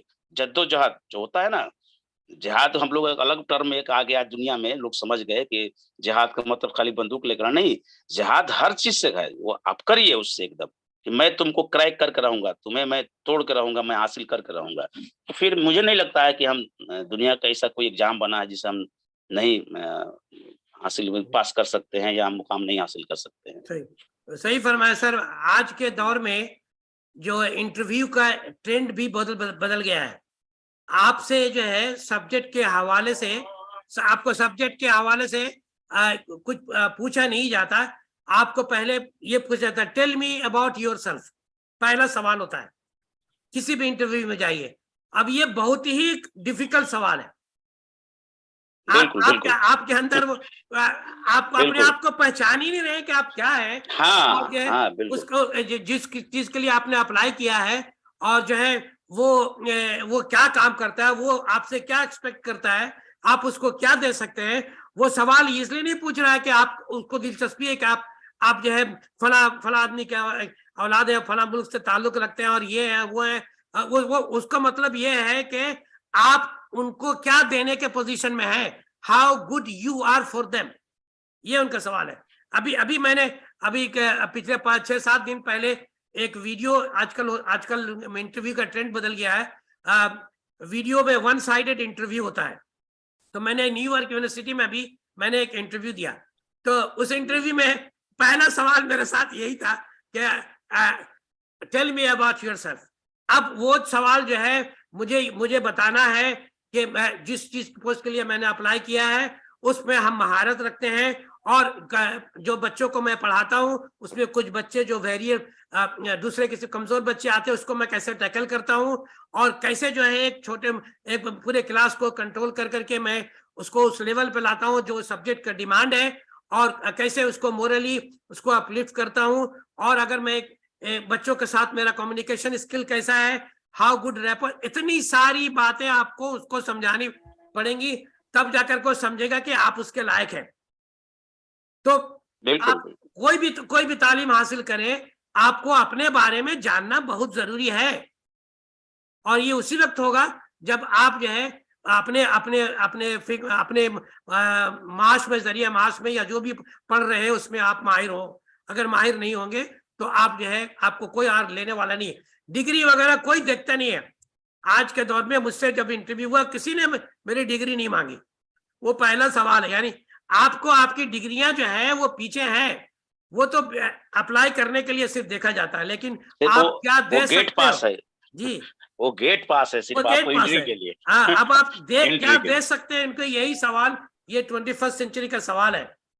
अब आपको जो है एक बुला करके आपको कोई इंटरव्यू नहीं लेगा। अब उसने मुझसे इंटरव्यू ले लिया, अब वो बैठ के देखेगा कि आदमी के अंदर वो जो है क्या एबिलिटी है, तो वो वहीं से वो आपको सिलेक्ट करेगा, रिजेक्ट कर लेगा, पैसे उसके बच गए, आपका ट्रैवल बच गया। कितना नाइस तरीका है ये डिजिटल प्लेटफॉर्म, इतना जबरदस्त है। हम अपने तमाम बच्चों को जरूर इससे जो है इससे तारुफ कराएं, और इसको जो है सिखाएं कि हर वक्त आप उसमें कुछ ना कुछ पढ़ सकते हैं। हर वक्त इतनी सारी चीजें फ्री में अवेलेबल है। हम लोग के जमाने में किताब जो है हम लोग कॉपी करते थे, हाथ से किताब नहीं मिलती थी, पूरी किताब। और आज के दौर में फिंगर टिप्स में आप जो चाहते हैं मिल जाता है। तो आप सोचिए अल्लाह का कितना करम है आप लोगों के ऊपर। उसके बावजूद जो है अगर आप कामयाब नहीं हो सकते हैं तो ये जो है रीथिंकिंग की जरूरत है। तो सर आपने ये बात बताई कि बच्चों को पहले ये पता होना चाहिए, उसी हवाले से मैंने बात की कि वो क्या कुछ कर सकता है। ये बहुत जरूरी चीज है, बहुत जरूरी चीज है। लेकिन कभी कभी ऐसा होता है कि बहुत सारे केसेस में कि आदमी देखा देखी करता है। अब जैसे मेरे चचा जो है एसडीओ हैं, तो अब हमको भी एसडीओ बनना, हमारा उसका मुकाबला है। अब हमारे खानदान को भी मुकाबला है। ये इस तरह के जो बातें जो है गार्जियन की तरफ से बच्चों को आती है कि तुमको भी अपने मामू की तरह बनना है, तुमको भी अपने चचा की तरह बनना है, तुमको बड़े ताऊ की तरह बनना है। इस तरह की बातें होती है। गार्जियन हजरात से दरखास्त है कि आप बच्चे को उसको खुद जो है सेलेक्ट करने दें, उसको आप प्रॉम्प्ट करें लेकिन मजबूर ना करें, उसको जरूर समझाएं। ठीक है, अच्छी बात है, अच्छी जिंदगी के हवाले से कौन नहीं चाहता, हर कोई चाहता है, लेकिन उसको जो उसकी सलाहियत के एतबार से उसको मजबूर ना करें, और उसको खुद से ये समझने की कोशिश करें कि कौन सा फील्ड उसके लिए बेहतर है। तो अभी के दौर में जो पॉपुलैरिटी और ट्रेंड के हिसाब से जो है, तो जैसा कि मैंने बताया आपको बिजनेस ऑर्गेनाइजेशन, BBA, MBA और फिर इसके अलावा बहुत सारे जो ब्रांचेस है, फैशन डिजाइनिंग, कंटेंट राइटिंग, बहुत सारे डिजाइन जो मैंने तस्करा किया। आप बच्चों को इस तमाम चीजों के अभी से ही जानकारी दें और उसको इंटरनेट में सर्च करने बोले कि इसका जॉब में क्या ऑप्शन है, यहाँ जाएंगे तो क्या मिला। आपको यहाँ तक के इंटरनेट पर चलता है कि सैलरी क्या है, आप कम से कम सब कोई ऐसी चीज जानकारी नहीं है कि जो आपको अवेलेबल नहीं है। तो आप बच्चों को इस तरफ लगाए, बच्चों को पूछे कि एक जो है एक SDO के क्या तनख्वाह है बेटा पता चलाओ, तो आप इस तरह से उसको काम में दे करके इंटरनेट से लगाएं और जो है उसको जानकारी इकट्ठा करने के लिए बोले। अब उससे पूछे कि SDO का मतलब क्या होता है, BDO का मतलब क्या होता है। ये सारा जो ट्रेनिंग का एक तरीका है कि बच्चा शुरू से है। हमारे मेरी दोस्ती ज्यादातर बंगालियों से रही है, तो मैं जो बंगाली हमारे हजरात थे, साथी जो थे, माशाअल्लाह, मतलब उनके जनरल नॉलेज और ये पूरी जानकारी करियर के हवाले से मुझे तो वो बोलते हैं मैं हम लोग घर से ही सीख लेते हैं। कोई मेरा चाचा SDO है, कोई मेरा भांजा, पूरा खानदान में सब पढ़ा लिखा है, वो शुरू से एक्सपीरियंस हो रहा। हमारे यहाँ इस चीज की कमी है, लेकिन हम इंटरनेट के वक्त में हम ये नहीं कह सकते कि ये कमी है। आप देख सकते हैं, उसको उस तरफ लगाएं। तो तमाम गार्जियन हजरात से दरखास्त है कि आपने बच्चों को, जो बच्चा यहाँ सुन रहा है वो अपने छोटे भाई को, यानी आपकी जिम्मेदारी है कि गाइड करने वाले बने, रहबर बने और उसको सही रास्ते पर लगाना आपकी जिम्मेदारी है, जो आप जानते हैं दूसरों तक पहुंचाए। अब एक सवाल और जो यहाँ से सर आता है जी जी जी जी। जैसे खास करके मेरा ये मानना है कि टीचिंग कम्युनिटी जो है, टीचिंग कम्युनिटी को हम लोग नायब मुसलमान जो है नायब रसूल का जॉब कहते हैं। ये जॉब नहीं है बल्कि एक नायब रसूल का काम है, इसको जॉब की तरह ना देखा जाए। तो आप अपने बच्चों को जहाँ सब्जेक्ट मज़ामीन जब सिखाते हैं तो बच्चों से जब आप, मेरा जरूर है, मुझे उम्मीद है कि आप उनसे राय लेते होंगे, तो क्या बच्चों को ये एहसास है कि अगर ये टीचर बन के जब जाएंगे जिस इलाके में जाएंगे तो उनकी जिम्मेदारी कितनी बड़ी होने वाली है, क्या उनको ये एहसास है? जी, हम लोग हर बात बच्चों को ये बताते हैं। सबसे पहले मैं तो थोड़ा-सा आपने जो बात रोशनी डाली है वो इंटरनेट की और अलग-अलग चीज़ों को, उससे मैं थोड़ा-सा 2-4 सेंटेंस उसमें जोड़ना चाहूँगा। पहली बात ये कि आज ये बहुत अच्छा है कि हमारे पास नॉलेज के जो रिसोर्सेज है बहुत हैं। इंटरनेट एक ज़माना आ गया है और इसका गुजारिश यही है कि मुस्बत हम इसका पॉजिटिव फ़ायदा उठाएँ, क्योंकि ये हमारे लिए जितना फ़ायदेमंद है उतना नुकसानदेह भी है, अगर उसका हम गलत इस्तेमाल करें। तो हमें बच्चों को ये भी एक नॉलेज देना है कि उनका, देखिए, हम ना बच्चों को ना मोबाइल से दूर रख सकते हैं, ना इंटरनेट से दूर रख सकते हैं, ज़रूरी भी है। तो अब ये हमारा एक वैल्यू एजुकेशन, एथिकल एजुकेशन ये हो जाता है कि मोरल एजुकेशन दें कि हम वो बच्चे उसका सही इस्तेमाल करें। दूसरी बात ये है कि जो अक्सर अब जो आपने कहा एग्जाम्पल देते हैं कि फलाँ का DM बन गए, SDO बन गए, दरोगा बन गए। तो मैं तो बच्चों को यही कहता हूँ या गार्जियन को कि आप खुद सोचिए कि कुदरत ने जब इंसान को पैदा किया तो एक तरह कहाँ पैदा किया? मुझे भी जो हमारे चाचा और चाहे हमारे जो फूफा हमारे SDO DM है, तो हमारी शक्ल सूरत और हाइट उट सब उन्हीं की तरह होनी चाहिए, तब हम लोग उस ओहदे पे होंगे। खाली जॉब में स्टेबिलिटी नहीं होनी चाहिए। तो कुदरत ने, और साइकोलॉजी में इंडिविजुअल डिफरेंसेस पढ़ने होते हैं। तो जब कुदरत ने ही आदमी को अलग-अलग बनाया, हम जितने घर में भाई-बहन होते हैं, एक शक्ल हमारी नहीं होती है, अलग-अलग होती है, सोच अलग होती है। तो हम ये नहीं कहें कभी बच्चों को कि फलाँ ने इस ओहदे पर हो सकता है उससे वो आगे के ओहदे पर जाए, ऐसा कोई ज़रूरी नहीं है, तो उसके टैलेंट को पहचानें। जहाँ तक आपका सवाल है कि बच्चों को टीचर बनने के बाद, तो हम ये कहते हैं कि टीचर एक खिदमत खल्क है। मैं अक्सर कहता हूँ कि 2 जो प्रोफ़ेशन है, एक टीचिंग और एक मेडिकल का, एक डॉक्टर और एक टीचर का, ये इसमें अगर ज़रा-सा भी बेईमानी हुई ना, तो पूरी सोसाइटी को नुकसान होता है। क्योंकि एक इंजीनियर हो या एक लॉयर हो, चाहे और भी कोई प्रोफ़ेशन हो, वो गलती करता है तो उसी वहीं तक लिमिट रहती है। लेकिन अगर एक टीचर गलती करता है या गलत चीज़ पढ़ा देता है, तो फिर वो आगे कैरी करके कितने जनरेशन को खराब करेगा, ये कहना बड़ा मुश्किल है। तो टीचर आज के दौर में जो हालात है उसमें बनना तो आसान है, लेकिन टीचर बने रहना मुश्किल है। और हमें कोशिश करनी चाहिए कि टीचर हम बने रहें। और टीचर और एक उस्ताद बनने का मतलब ये नहीं है कि हम सिर्फ जाएँ स्कूलों में और पढ़ाएँ, अपना क्लास लें और फ्री हो जाएँ, नहीं। हमें एक टीचर की ये भी जिम्मेदारी है कि हमारे माशरे में हमारे अगल-बगल क्या हो रहा है, उस पर भी पैनी नज़र रखें, किसको ज़रूरत है तालीम का। और तालीम एक ऐसी चीज़ है कि जितना बाँटिएगा बढ़ेगा और सवाब भी मिलेगा। तो हमें कभी इसे पैसे से नहीं तोड़ना चाहिए और हमें देखना चाहिए कि हमारे अगल-बगल जो वीकर सेक्शन है, जो कमज़ोर बच्चे हैं, उन्हें हम कैसे मदद कर सकते हैं। अक्सर मैं देखता हूँ आजकल के हम लोग तो इंटर्नशिप में जाते हैं बच्चों के साथ स्कूलों में। लोग अब सोसाइटी के जो परसेप्शन बन गया है कि टीचर का काम बहुत आसान है। हाँ, उसमें हमारी ही गलती है कि हम बैठ के क्लास रहता है लेकिन हम गप करते रहते हैं। क्लास है जब बेल लगेगी तो हम उठ के जाते हैं बाथरूम में, मुँह धोने के लिए बाथरूम होंगे, उसमें 10 मिनट खत्म हो जाती है। फिर जाएँगे, है ना? बच्चों का अटेंडेंस लेना है तो उसमें 5 मिनट खत्म हो गया। फिर ये वो करते-करते 10-15 मिनट पढ़ाए और फिर 5 मिनट पहले क्लास से निकल गए। तो कहीं न कहीं इससे आज जो क्वालिटी एजुकेशन की बात हो रही है, चाहे मुआशरे में तालीम की जो कमी हो रही है, हम डिग्री तो ले रहे हैं, तो हम सनद याफ्ता लोगों को बना रहे हैं, तालीम याफ्ता नहीं। और आज नॉलेज बेस्ड सोसाइटी है, 21st सेंचुरी में हमें सनद याफ्ता, जैसे आपने ज़िक्र किया ना सर्टिफ़िकेट का, तो मुझे सनद याफ्ता नहीं बनना है, मुझे तालीम याफ्ता बनना है। हुँ। और मैं अक्सर अपने बच्चों को थ्री इडियट्स का डायलॉग सुनाता हूँ, जिसमें आमिर खान कहता है कि तुम पढ़ो कामयाब होने के लिए नहीं बल्कि काबिल होने के लिए। जिस दिन तुम काबिल हो जाओगे, कामयाबी तुम्हारे पीछे झक मार के आएगी। बहुत मुझे मार्केबल वो लगता है चीज़ कि हम अगर और इकबाल की एक शेर है कि खुद ही को कर बुलंद इतना कि हर तकदीर से पहले, खुदा बंदे से खुद पूछे बता तेरी रज़ा क्या है। तो हम अपने दर्जा को ऐसा बुलंद कर लें कि हाँ, जॉब को हम ज़रूरत पड़ जाए, किसी कंपनी को, किसी इदारा को हमारी ज़रूरत, हम उसकी मजबूरी बन जाए कि नहीं भाई ये आदमी नहीं रहेगा तो हमारे जो इदारा है, चाहे इंस्टीट्यूशन है, उसके रेपुटेशन पर, उसके मेयार पर फ़र्क पड़ेगा। इस आदमी को तो रखना लाज़मी है। तो हम अगर अपने अंदर काबिलियत डेवलप करेंगे, तो मुझे लगता है कि आज भी हम उस चीज़ को हासिल कर सकते हैं जहाँ हम पहुँचना चाह रहे हैं।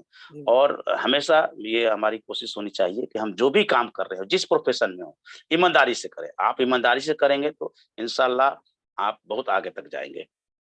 तो मैंने एक तज्ज़िया किया है, ये देखा है कि किसी भी इलाके में आप गौर से देखिए तो उस इलाके में जो टीचर के अलावा दूसरे प्रोफ़ेशन में जो भी लोग नौकरी कर रहे हैं, वो ज़रूर बिल ज़रूर उस इलाके में उनको नौकरी नहीं मिली है, वो दूसरी जगह चले गए। तो उस जी, इलाके के जो एलिट लोग हैं, जिसको शुमार है वो बीडीओ बने, क्लर्क बने, रेलवे में नौकरी जॉब, वो दूसरी जगह चले गए। तो एक खला हो गया। अब उस खला में जो है, जो पढ़ने वाले जो लोग शुमार में जो आते हैं, उसमें स्कूल के असातिज़ा करामी आते हैं। तो उस माशरे में ज़्यादा से ज़्यादा, सबसे ज़्यादा पढ़े लिखे अगर लोग अगर गौर से देखा जाए, तो जो है आपको टीचर हज़रात ही हैं।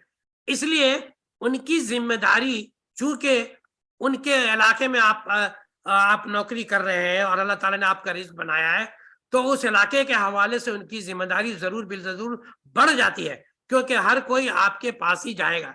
तो जैसा कि आपने कहा कि जो है इलाके के हवाले से जो है, ये मुझे देखना है, ये आपने राइटली सेड, बहुत अच्छी बात कही कि जो है किसी भी इलाके में सबसे ज़्यादा पढ़ा-लिखा है, जो सामने में दिखता है, वो टीचर हज़रात है, जो पॉपुलर भी होते हैं, सब कोई उनको जानता है। इक्के-दुक्के बहुत सारे पढ़े-लिखे लोग होते हैं, जो गुमनाम होते हैं, अपनी ड्यूटी करते हैं, पता भी नहीं चलता है।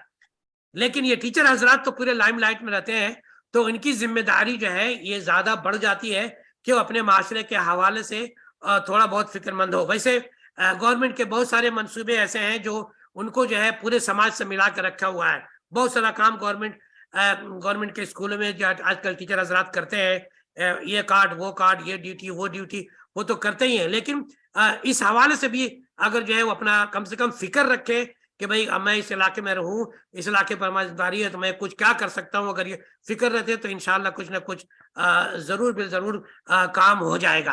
अब जो है मैं एक एक सवाल जो है और आपसे, तो ये सारे बच्चे से जब आप सवाल करते हैं, तो उन बच्चों के कुछ जवाब आप मुझे बताएँ कि ये बच्चे क्या कहते हैं? नहीं, बच्चे तो ज़ाहिर-सी बात है कि अपने मुस्बत ख़्याल ज़ाहिर करते हैं, पॉज़िटिव हैं, एटीट्यूड कि नहीं सर मैं जाऊँगा तो मैं बिल्कुल मैं अभी तो आया था तो इस चीज़ को नहीं समझ रहा था और मैं इंशाअल्लाह मैं कोशिश करूँगा। और मैं हमेशा कहता हूँ कि आप जितना देखिए हमको ज़रूरी नहीं है कि किसी को हम फलाँ ने 20 को पढ़ा दिया या हम कई तरह के से लोगों को मदद कर सकते हैं। हम किसी को पढ़ा भी सकते हैं, किसी को माली तौर पे भी मदद कर सकते हैं। तो हाँ, मदद के कई तरीके हैं। तो लेकिन हमें जो भी हमारे अगल बगल आस पड़ोस हमारे रिलेटिव में जो लोग भी हैं जो जिनको हम चाहे मदद पहुंचाना तो बिल्कुल और उसको पहुंचाना चाहिए। और तालीम को मैं तो ये कहता हूँ कि भाई किसी ने मैं सुना एक जगह पढ़ा कि उमर फारूक से किसी ने पूछा कि अगर आपको तो सारी चीजें मिल गई और अगर आपको कोई दिल में खलीस हो तो बताइए कि आप तो खलीफा हैं वक्त हैं। तो उन्होंने कहा कि मैं खलीफा वक्त तो हूँ लेकिन मुझे इस बात की हमेशा खलीस रहेगी कि मैं एक मुअल्लिम नहीं बन सका। तो आप समझ सकते हैं क्या बात कि है। मुअल्लिम होना क्या मसला है। तो हमें उस मेयार को बनाना होगा, कायम करना होगा और हम किसी दूसरे को ना देखें कि फला लेट आ रहा है, फला क्लास में नहीं जा रहा है, छोड़ दीजिए। अगर हर इंसान अपने अंदर इस्लाह कर ले तो मुझे लगता है कि फिर रिफॉर्म के मूवमेंट चलाने की जरूरत ही नहीं पड़ेगी। हम तय कर लें कि हम काम सही से करेंगे।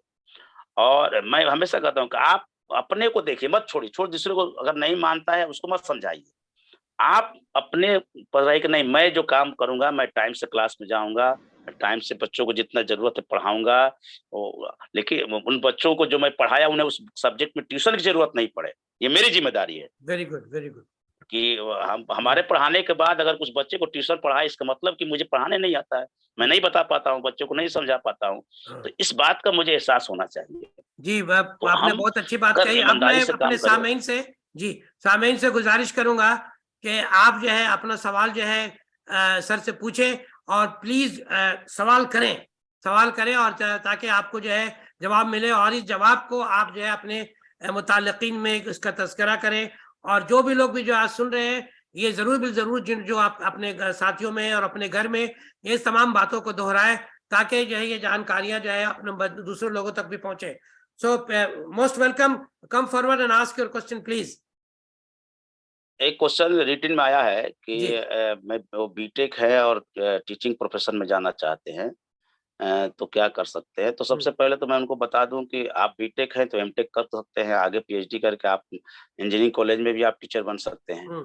आपका तो पहला ऑप्शन ये है। दूसरा कि अगर आप बीटेक हैं और स्कूल टीचर भी आप बन सकते हैं, वहाँ भी ऑप्शन है। आप बीएड कर लेंगे तो मैथमेटिक्स के टीचर आप बन सकते हैं। तो आपके लिए ये 2 ऑप्शन खुले हुए हैं टीचिंग लाइन में। बीटेक वालों को मैथमेटिक्स का टीचर बनने की इजाजत है? जी, बिल्कुल। ठीक है। इन्होंने ये भी सवाल किया है कि वो गवर्नमेंट अप्लाई है, तो आप कौन सी नौकरी कर रहे हैं गवर्नमेंट, जरा ये भी बताएं आप, ताकि समझ में आए कि आपके पास मौके कितने हैं। जी, you can come forward and open. Hello sir. Put on your camera and you can ask question, please. आप जो कैमरा ऑन कर लें, सवाल करें। जी आसिफ साहब। ये सर मैं वेस्ट बंगाल स्टेट इलेक्ट्रिसिटी में हूँ। इलेक्ट्रिसिटी में? जी अच्छा। और नौकरी कहाँ है आपकी? नौकरी कहाँ है आपने? जी उसी शहर में है जहाँ आसनसोल में है? नहीं है, उत्तर दिनाजपुर डिस्ट्रिक्ट में। अच्छा, तो आप रोज आना जाना करते हैं या वहीं रहते हैं? नहीं सर, यही कंपनी का क्वार्टर है, यहीं पे क्वार्टर में ही रहता हूँ। मतलब डिस्टेंस काफी ज्यादा हो जाता है घर से, 350 किलोमीटर के आसपास हो जाता है। अच्छा, तो आपकी ये ख्वाहिश है कि उस जॉब को छोड़ दें, छोड़ करके कुछ दूसरी नौकरी करें, ये सोच रहे हैं आप? सर एक्चुअली मेरा ख्वाहिश है कि हम टीचर बने, और इससे पहले मैं बीएड भी कर रहा था। क्योंकि मेरा इधर ज्वाइनिंग आ गया था दिसंबर में, तो मुझे बीएड छोड़कर इधर ज्वाइनिंग लेना पड़ा। तो मैं सोच रहा हूँ कि मतलब ये जॉब में रहते हुए कुछ कर सकते हैं क्या मैं टीचर बनने के लिए? सर वो तो सर तो बताएंगे कि गवर्नमेंट के उसूल के हिसाब से बीएड तो लाजमी है, बगैर बीएड के तो आप एलिजिबिलिटी क्राइटेरिया ही पास नहीं कर पाएंगे। आपको गवर्नमेंट बीएड करने के लिए जाहिर सी बात है कि आपको लीव विदाउट पे जाना पड़ेगा। 2 साल का बीएड है, उसके अलावा कोई ऑप्शन नहीं है। क्योंकि आप डिस्टेंस मोड में भी नहीं कर सकते, क्योंकि डिस्टेंस मोड में उसी को अलाउ है जो या तो रेगुलर मोड में डीएलएड किया हो या गवर्नमेंट जॉब में हो। तो हाँ, तो उसमें अगर आप पहले से डीएलएड हैं तो आप डिस्टेंस मोड को अप्लाई कर सकते हैं। रेगुलर में डीएलएड किए हैं तो आप डिस्टेंस में बीएड कर सकते हैं, और नहीं तो फिर आपको लीव विदाउट पे जाना पड़ेगा, तभी ये मुमकिन है। या आप एक्चुअली अगर हायर में जाना। जी बोलिए। सर एक्चुअली मैं 3rd में ही था आसनसोल सिटी में, तो मेरा 21 दिसंबर को ही ज्वाइनिंग हो गया, तो उधर से मतलब मेरा टीचिंग प्रैक्टिस छूट गया था और मुझे इधर आना पड़ा था। 9 दिसंबर को ही मुझे ज्वाइन करना पड़ा। तो आगे क्या मेरा तो ये सेमेस्टर छूट गया सर, 3rd सेमेस्टर। तो अगला साल क्या मैं एडमिशन लेकर के बैकलॉग में आप एग्जाम दे सकता हूँ? बिल्कुल बिल्कुल, आप बैकलॉग में आप अगले साल 3rd सेमेस्टर में आप एडमिशन ले सकते हैं। शर्त ये है कि इस सेमेस्टर में आपका अटेंडेंस 40% हो, ठीक है? तो आप ले सकते जी हैं, लेकिन आप चूंकि जॉब में आ गए तो आपको लीव विदाउट पे जाना पड़ेगा, छुट्टी सैंक्शन करा के जमा करना पड़ेगा। ये आपके सेहत के लिए भी अच्छा है, क्योंकि आप रेगुलर में बीएड करना और उधर जॉब करना, 2 जगह आप एक ही साथ 2 जगह कैसे हाजिर हो सकते हैं? तो ये आपके नौकरी के लिए भी जी सर। सही नहीं है। और अगर नहीं होता है तो मैं तो सलाह दूंगा कि आप अगर बीएड नहीं होता है तो नौकरी बहुत इंपॉर्टेंट है आज के डेट में। गवर्नमेंट जॉब आपको मिल गया है, तो आप उसको कैरी ऑन करिए, फिर आगे ये चीज़ें बदलते रहती है, फिर मौका मिले तो। लेकिन आपका अभी फर्स्ट प्रायोरिटी नौकरी को सेव करना होगा। मेरे हिसाब से आप पहले जॉब को सेव करें। ये तो ये मेरे ख्याल में क्योंकि लियन पर आजकल छुट्टी मिलती है कि नहीं? लियन पर जो है देख विदाउट पे। सर, अभी तो 1 साल हम लोग का कंफर्मेशन से पहले अभी कोई तो ये छुट्टी नहीं ज्वाइन हुए मिली। हैं, इनका प्रोबेशन होगा 1 साल हाँ, का तो या 2 ये साल सब का, मसला है। उसके बाद जी जी जी मसला है, काफ़ी मसला है। जनाब आसिफ साहब, आप जॉब को सेव कीजिए, जॉब हाँ, कीजिए, जॉब बहुत इंपॉर्टेंट चीज़ है आज के डेट में। उसके बाद वो भी आपको जॉब मौके गवर्नमेंट जॉब। मिलेंगे, ऐसा नहीं है कि नहीं मौके हाँ, मिलेगा। मैंने LLB के दो इंटरमीडिएट और प्रीलिमिनरी पास कर गया था, फाइनल का हुआ तो मुझे नौकरी मिल गई, और मैं अभी तक मेरा LLB इनकम्प्लीट हुआ। अभी मुझे एहसास होता कि LLB होता तो हम जाकर के इंडिया में अभी जो है लॉयर बन जाते। तो ऐसे जिंदगी में आपको मिलेगा, यही मसले जी हैं। बिल्कुल, हाँ। आपको जो हर खुशी आपको नहीं मिलेगी, हर चीज जो चाहते हैं वो नहीं होता है, क्योंकि हम जो है चारों तरफ पैर फैलाए रहते हैं। जाहिर सी बात है कि आप एक वक्त में एक ही जगह रह सकते हैं, दूसरी जगह नहीं जा सकते, लेकिन जो हालात के हिसाब से हम लोग को ये सब करना पड़ता है कि ये भी कर ले वो भी कर ले, जहां मिलेगा वहीं घुस जाएंगे। तो इस तरह की बातें हैं। तो आपको मेरे ख्याल में सवाल जवाब समझ में आ गया। आप पेशेंटली आप पहले जॉब को बचाएं, और उसके बाद अल्लाह से दुआ करें, अल्लाह बहुत रास्ता निकालने वाला, कुछ ना कुछ रास्ता निकल जाएगा। और इसके अलावा जो उन्होंने कहा कि आप इसी में एमटेक करें और ये करें, तो आप बहुत बहुत अच्छी बात है अगर वो आप कैसा कर सकते हैं तो। और कोई हजरात come forward, please ask your question. हाँ, इनका एक क्वेश्चन आया किसी का, क्या डिस्टेंस लेके यूपीएससी एग्जाम दे सकते हैं? बिल्कुल दे सकते हैं। देखिए, अक्सर हमारे बच्चों में कंफ्यूजन रहता है, अक्सर मैं सुनता हूँ कि वो समझते हैं कि डिस्टेंस से जो डिग्री लिया और रेगुलर से लिया, दोनों में फर्क होता है। देखिए, डिग्री की वैलिडिटी पर कोई फर्क नहीं होता है, सबसे बड़ी बात है कि आपका डिग्री दोनों सेम वैलिड होता है। अगर आप सही इदारे से, गवर्नमेंट रिकॉग्नाइज इदारे से लिए हैं, चाहे प्राइवेट हो, अगर रिकॉग्नाइज हो तो आप डिग्री लेकर डिस्टेंस हो या रेगुलर से इंडिया के किसी भी एग्जाम में बैठ सकते हैं, कहीं भी एडमिशन ले सकते हैं। देखिए, होता क्या है, एक मामूली फर्क है कि जैसे आप इंटरव्यू में जाते हैं, तो जो रेगुलर से पढ़ा है, जो रेगुलर क्लास किया है, और एक डिस्टेंस से पढ़े हुए, तो जाहिर सी बात है कि एक रेगुलर 2 साल या 1 साल लगातार क्लास किया, पढ़ा, उसका नॉलेज का जो लेवल होगा, और एक आपको मटेरियल मिल गया, आपने अपने से पढ़ा, जाके इम्तिहान दिया, तो आपके नॉलेज लेवल, दोनों लेवल जो है सिमिलर नहीं हो सकते, इक्वल नहीं हो सकते हैं। तो वहाँ जहाँ नॉलेज की बात होती है तो उनको उनका एडवांटेज मिल जाता है उन्हें। बाकी डिग्री की वैलिडिटी पर कोई फ़र्क नहीं है, आप कोई भी दुनिया के एग्ज़ाम दे सकते हैं, उससे कोई फ़र्क नहीं पड़ता है।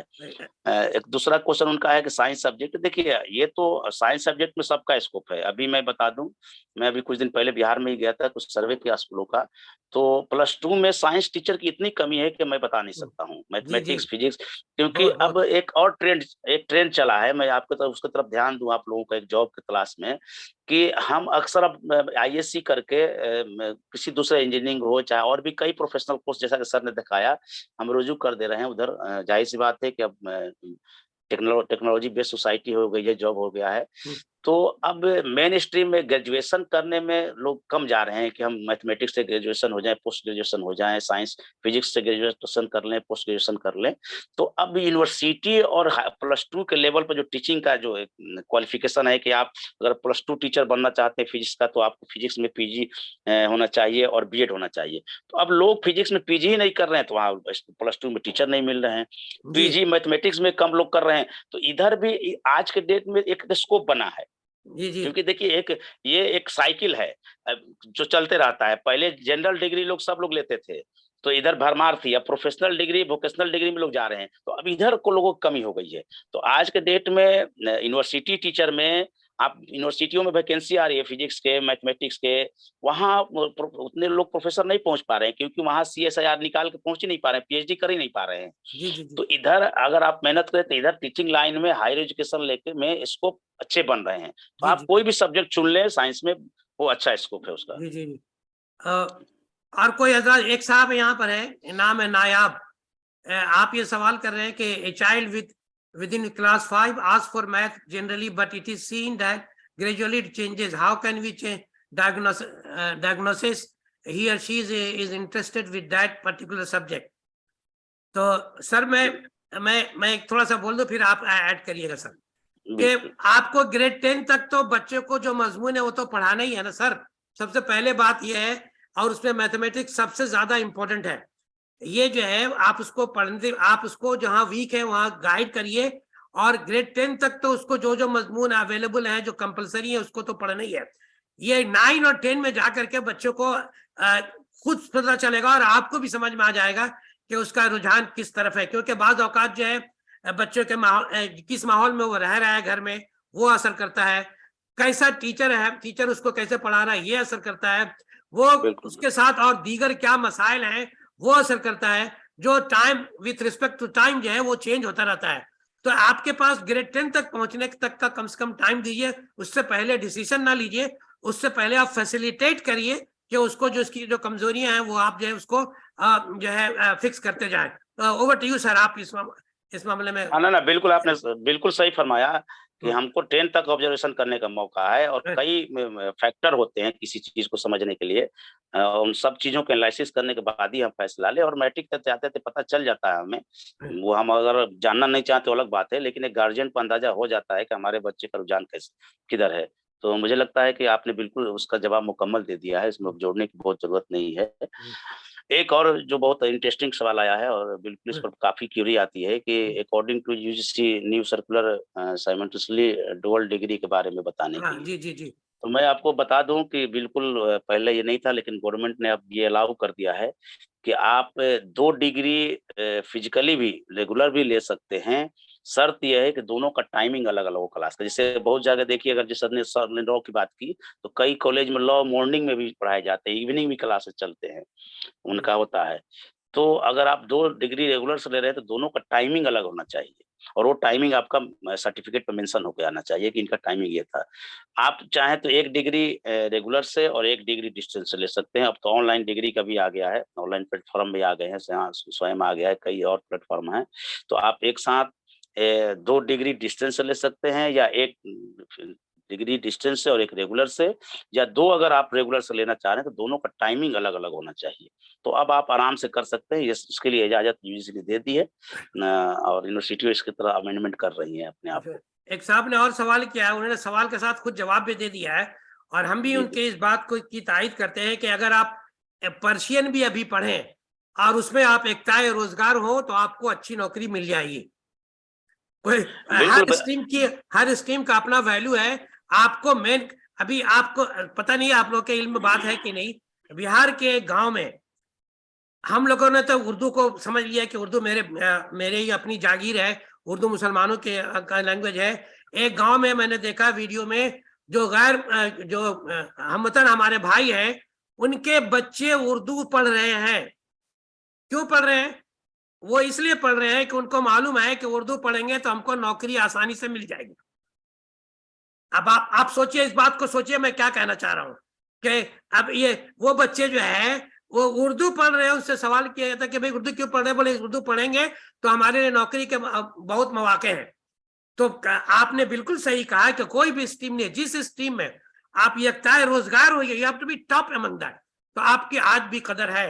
अगर देखिए ना, कोई मतलब झाड़ू देने वाला, वो भी अगर अपना काम अच्छे से करता है उसकी सब इज्जत करते हैं। आप देखें किसी बड़े बड़े ऑफिस में, बड़े बड़े ऑफिसर को लोग नहीं जानते होंगे, लेकिन उसमें वो मजदूर जो काम करने वाला, सफाई करने वाला, उसकी इज्जत जो है, जो अगर ईमानदारी से करता है उसकी सब इज्जत करते हैं। काम है कि आप अपने काम को अगर जो है कोई भी काम करें, अगर पूरी जो है नेक नियति से करें और पूरी मेहनत करें तो इंशाल्लाह जरूर करेंगे। ये सही नहीं है कि ये बेहतर है, वो बेहतर है। आप किस चीज को बेहतर बना सकते हैं, this is up to you, one only you. तो आपने सही कहा, आपका सवाल मतलब जवाब दोनों था इसमें। एक साहब बिल्कुल, मैं इस पर एक मैं बहुत एग्जाम्पल ऐड भी करें। दे जी दूं। सर, जी सर। हाँ, रियल एग्जाम्पल, जैसे एक मेरे जानने वाले हैं वाल्मीकि राम, अभी पटना यूनिवर्सिटी के पटना कॉलेज में उर्दू के वो असिस्टेंट प्रोफेसर अपॉइंट हुए और ये चोटी है। तो अब ये देखना है, जैसे कई हमारे बीएड कॉलेज में SC ST के सीट खाली रह जा रहे हैं, तो अब वो लोग उर्दू फारसी को कई ऐसे, चूंकि सीट सेंक्शन है, लोग पढ़ नहीं रहे हैं, तो टीचिंग लाइन में अब SC ST में जाहिर सी बात है जो उर्दू पढ़ते हैं उनको जॉब तुरंत हो जाती है। तो ये अलग-अलग रुझान है और उसको देखना होगा कि कहाँ किस तरह के रुझान पैदा हो रहे हैं, जॉब क्राइटेरिया किधर शिफ्ट हो रही है और कहाँ लोग कमी है।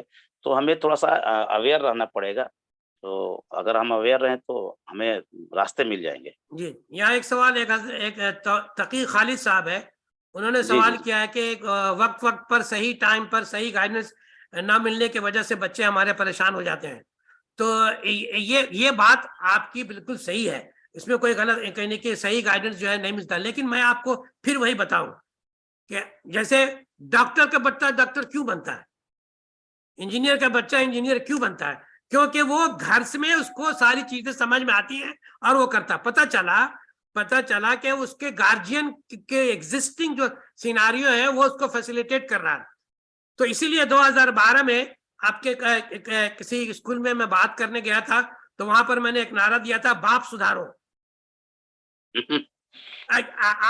आपको जो है गार्जियन हजरात को आगे बढ़ना होगा और उनको जो है मेहनत करनी होगी, तभी जा करके बच्चे जो है, वरना वो उसकी तरह करेगा जो दूसरा कर रहा है। अब वो किधर जा रहा है, क्या नहीं जा रहा है, आपको पता ही नहीं चलेगा। तो आपको जिम्मेदारी लेनी है। आप ईश्वर चंद्र विद्यासागर की वालदा की तरह पढ़े लिखे भी नहीं हो तो, लेकिन गाइड तो कर ही सकते हैं। आपके पास तजुर्बात है, लोगों से मिलिए, पढ़े लिखे माहौल में रहिए, ऐसे माहौल में रहिए, जानिए, और जान करके अपने बच्चों को तो आप गाइड कर ही सकते हैं। ये आपकी जिम्मेदारी खुदा के तरफ से है कि उसको अच्छा इंसान बनाए, ऐसे तालीम दिलाए कि वो दुनिया में इज्जत आबरू के साथ और जो है अच्छे काम करते हुए जिंदगी गुजार सके। आपकी जिम्मेदारी है, you must take this responsibility. तो ये आपको नहीं मिलेगा। आप खुद उसको अपने बच्चों की जिम्मेदारी नहीं लेते और टीचर से उम्मीद करते हैं कि आपको बच्चों का औलाद की तरह वो ख्याल करे। कहां से करेगा, आप सोचिए। ये बिल्कुल ही रॉन्ग थॉट है। आपका बच्चा है, आपकी जिम्मेदारी है। वो टीचर है, उसके पास 100 बच्चे हैं, एक क्लास में 50 बच्चे, वो किस किस को देखेगा? नेचुरली वो नहीं हो सकता। लेकिन हाँ, अगर आप जिम्मेदार हैं, जाके मिलेंगे टीचर से, तो फिर आपके बच्चे को वो ख्याल करेगा। तो आप कभी भी स्कूल जाते ही नहीं है, मिलते नहीं है, बात नहीं करते टीचर से, अपने मिलाद वगैरह में टीचर को बुलाते नहीं है, मिठाइयाँ खिलाते नहीं है। नहीं, मैं अक्सर अपने क्लास में भी बच्चों को कहता हूँ कि कभी आपने गार्जियन, जैसे आजकल हमारी सरकारें जो है बहुत स्कीम चला दी है कि मिड डे मील योजना, साइकिल योजना, पोशाक योजना, छात्रवृत्ति, ये सब। मैं कहता हूँ कि आप कहीं बताइए ऑब्जर्वेशन, ये तो देखने को आता है कि साइकिल नहीं मिले, तो खाना नहीं मिला या आपको पोशाक नहीं मिला तो गार्जियन मूवमेंट करने लगता है, आंदोलन पर आ जाता है, सड़क जाम कर लेता है। लेकिन कभी ऐसा सुना है कि बच्चों को हमारी अच्छी क्वालिटी की तालीम नहीं मिल रही जिसके लिए सड़क जाम हो गया हो? टीचर की कमी है स्कूल में, इसके लिए सड़क जाम हुआ हो? बहुत कम। इसके लिए सड़क जाम हुआ कि नहीं, या टीचर कम है, टीचर बनाया जाए। बिल्कुल तो कहीं हमको भी अपने गार्जियन को भी समझना होगा। मैं अभी इसी साल की बता रहा हूँ, मैं गया एक दिन हाजी कदम में, ये ईदगाह स्कूल में बच्चे गए थे इंटर्नशिप में, मैं वहाँ गया वो देखने के लिए कि बच्चे ऑब्जर्वेशन करने जाना पड़ता है उनका। तो मैं ऐसे ही बैठा हुआ था मास्टर साहब के पास, तो एक आया आदमी, बोला कि क्या बात है? तो उन्होंने पूछा हेडमास्टर साहब क्या बात है? तो बोला कि देखिए मेरे बच्चे का इधर जब से स्कूल खुला है वो दोपहर का गेहूं जो मिलता था वो नहीं मिल रहा है, चावल। तो उन्होंने कहा कि बच्चा आपका स्कूल आ रहा है? नहीं, बच्चा तो अभी स्कूल नहीं आ रहा, आएगा अगले हफ्ते से, थोड़ा घर में काम है इसलिए उलझा हुआ है, लेकिन 2-4 दिन में वो आ जाएगा। तो खुलने के बाद अभी नहीं आया है। तो उन्होंने कहा कि देखिए वो कोरोना में दिया जाता था, कोरोना खत्म हो गया तो अब खाना यहीं मिल रहा है, इसलिए वो नहीं मिलेगा। तो मैं इसलिए मैं बता रहा हूँ कि देखिए गार्जियन के एटीट्यूड को देखिए। जी उसके सोच की नजरिया को देखिए कि वो स्कूल में आ गया 2 किलो चावल पूछने के लिए हेडमास्टर से। वो ये नहीं पूछ रहा है कि मेरा बच्चा कितना पढ़ रहा है कि नहीं पढ़ रहा है, वो शरारत करता है, क्या उसका स्टेटस है, और मैंने बच्चा नहीं स्कूल आया तो एक्सक्यूज दे रहा है, ये काम है घर में। तो कहीं न कहीं हमें गार्जियन के माइंडसेट को चेंज करना पड़ेगा, तभी ये कुछ हो पाएगा। जी। तो बहुत अभी अहम आसिफ रोल है सुर्ती गार्जियन साहब का। है, वो पूछ रहे 10th के बाद ही स्ट्रीम सिलेक्ट करना पड़ता है, बात सही है सर? इसके नहीं, नहीं बारे में ऐसा तो आपका सवाल क्या 10 है? के बाद तो आर्ट्स, साइंस, कॉमर्स हो जाता है, हाँ। बिल्कुल 3 आसिफ साहब, सेक्शन हो आपका जाते हैं। सवाल असल क्या है? Please come forward and ask your own question. ये तो बात सबको पता है कि आप पूछना क्या चाहते हैं, बताइए आसिफ साहब।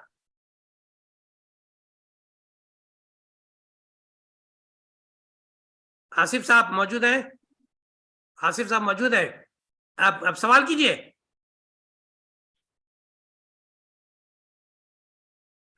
आसिफ साहब, अच्छा ठीक है। और कोई हजरात? ये एक साहब ने पूछा कि आसिफ साहब है, वो तो भाई strong point of our child, ये सवाल उनका है। अस्सलाम वालेकुम, how to know which stream? ये तो मैंने ये बात अभी सर ने बताया, फिर सर बता दें इसको कि वो पूछ रहे हैं कि कौन सा हमारे बच्चे के लिए कौन सा स्ट्रीम जो है सही होगा, वो सवाल कर रहे हैं। डॉक्टर साहब, ये आसिफ जी, साहब का जी सवाल सर। है कि कैसे हाँ, पता हाँ। चलेगा कि हमारे बच्चे के लिए कौन सा स्ट्रीम सही है? नहीं, मैंने तो कहा ना हाँ। कि ये आपको बच्चे के ऑब्जर्वेशन को करना पड़ेगा बच्चे का, कि आपके बच्चे का रुझान क्या है। अगर आपको इन सब चीज़ों को बहुत बेहतर तरीके से समझना है, तो इससे रिलेटेड कई मूवीज़ बने हैं। देखिए आप मूवी नाम लीजिए तो कई लोग कहेंगे मूवी देखना सही नहीं है, लेकिन वो एजुकेशनल मूवी है। उनको देखिए, कैसे चाइल्ड साइकोलॉजी को हम रीड करते हैं, तो आपको अंदाज़ा हो जाएगा कि हम कैसे क्या चुनना है। तो बच्चे का रुझान क्या है? अब जैसे देखिए पहले का ज़माना नहीं रहा ना, पहले हम कहते थे कि खेलोगे, कूदोगे, बनोगे नवाब, ये सॉरी पढ़ोगे, लिखोगे, बनोगे नवाब, खेलोगे, कूदोगे, हो जाओगे खराब। अब वो कंसेप्ट खेल-कूद के भी नवाब हो सकता है। अब वो धोनी को देख लीजिए, वो टीटी का नौकरी छोड़ के क्रिकेटर बना।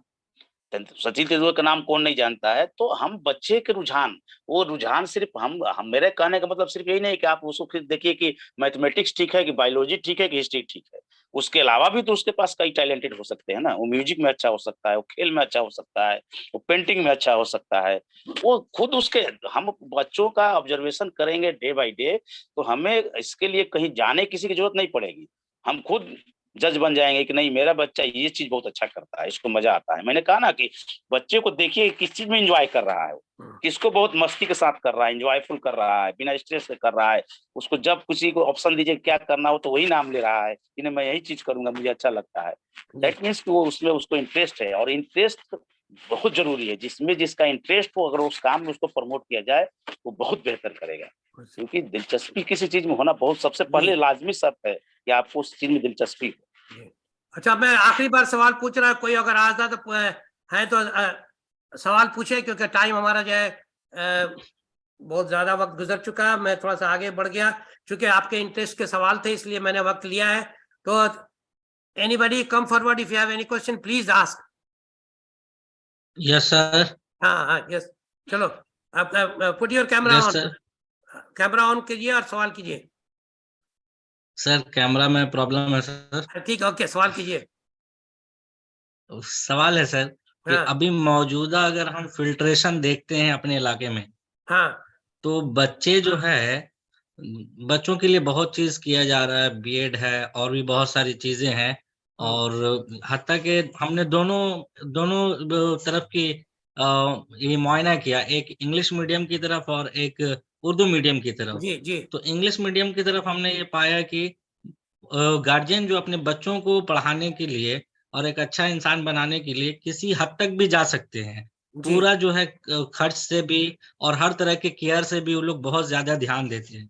जी लेकिन जब हम उर्दू मीडियम की तरफ देखते हैं अपने इलाके में, तो वहाँ पे बहुत ही बुरा हाल दिखता है।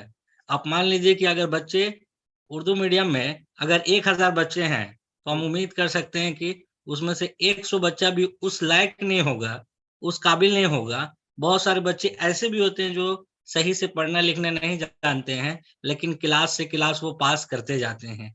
जी इवन कि वो क्लास 10 भी अच्छा नंबर से पास नहीं करता है, तो फिर उस बच्चों का क्या होगा? सर सवाल क्लियर हो गया और सर? और एक बार पीटीएम भी हुआ था, पेरेंट टीचर मीटिंग, तो उसमें बच्चों का स्टडी के बारे में जायजा लिया जा रहा था। तो उसमें बात आई कि आपका बच्चा सही से पढ़ता नहीं है, कुछ पढ़ने नहीं आता है और बहुत खराब परफॉर्मेंस है। तो गार्जियन का यही सवाल था कि जब पढ़ने नहीं आ रहा है तो मेरा बच्चा जो है क्लास कैसे पास कर जा रहा है, और 6 से लेकर के अभी वो 10 में चल गया है, और आप बता रहे हैं कि अभी की पढ़ने नहीं आता है, सही उसका प्रोग्रेस नहीं है, तो फिर उस स्टेज पे गार्जियन क्या करे?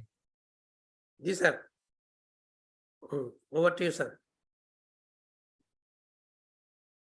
सर अनम्यूट कर लीजिए, अनम्यूट कर लीजिए सर, अनम्यूट करिए सर, अनम्यूट हाँ, कर लीजिए। बहुत इनका बहुत अच्छा सवाल है, बहुत हाँ। मौजूद सवाल है आज के डेट में, कि इनका कहना है कि अंग्रेजी और उर्दू मीडियम में। देखिए, आप 2-3 बातों को बहुत बेसिक तक समझिए। आप स्कूल दोनों के पास है, इंफ्रास्ट्रक्चर दोनों के पास है, टीचर भी दोनों के पास है।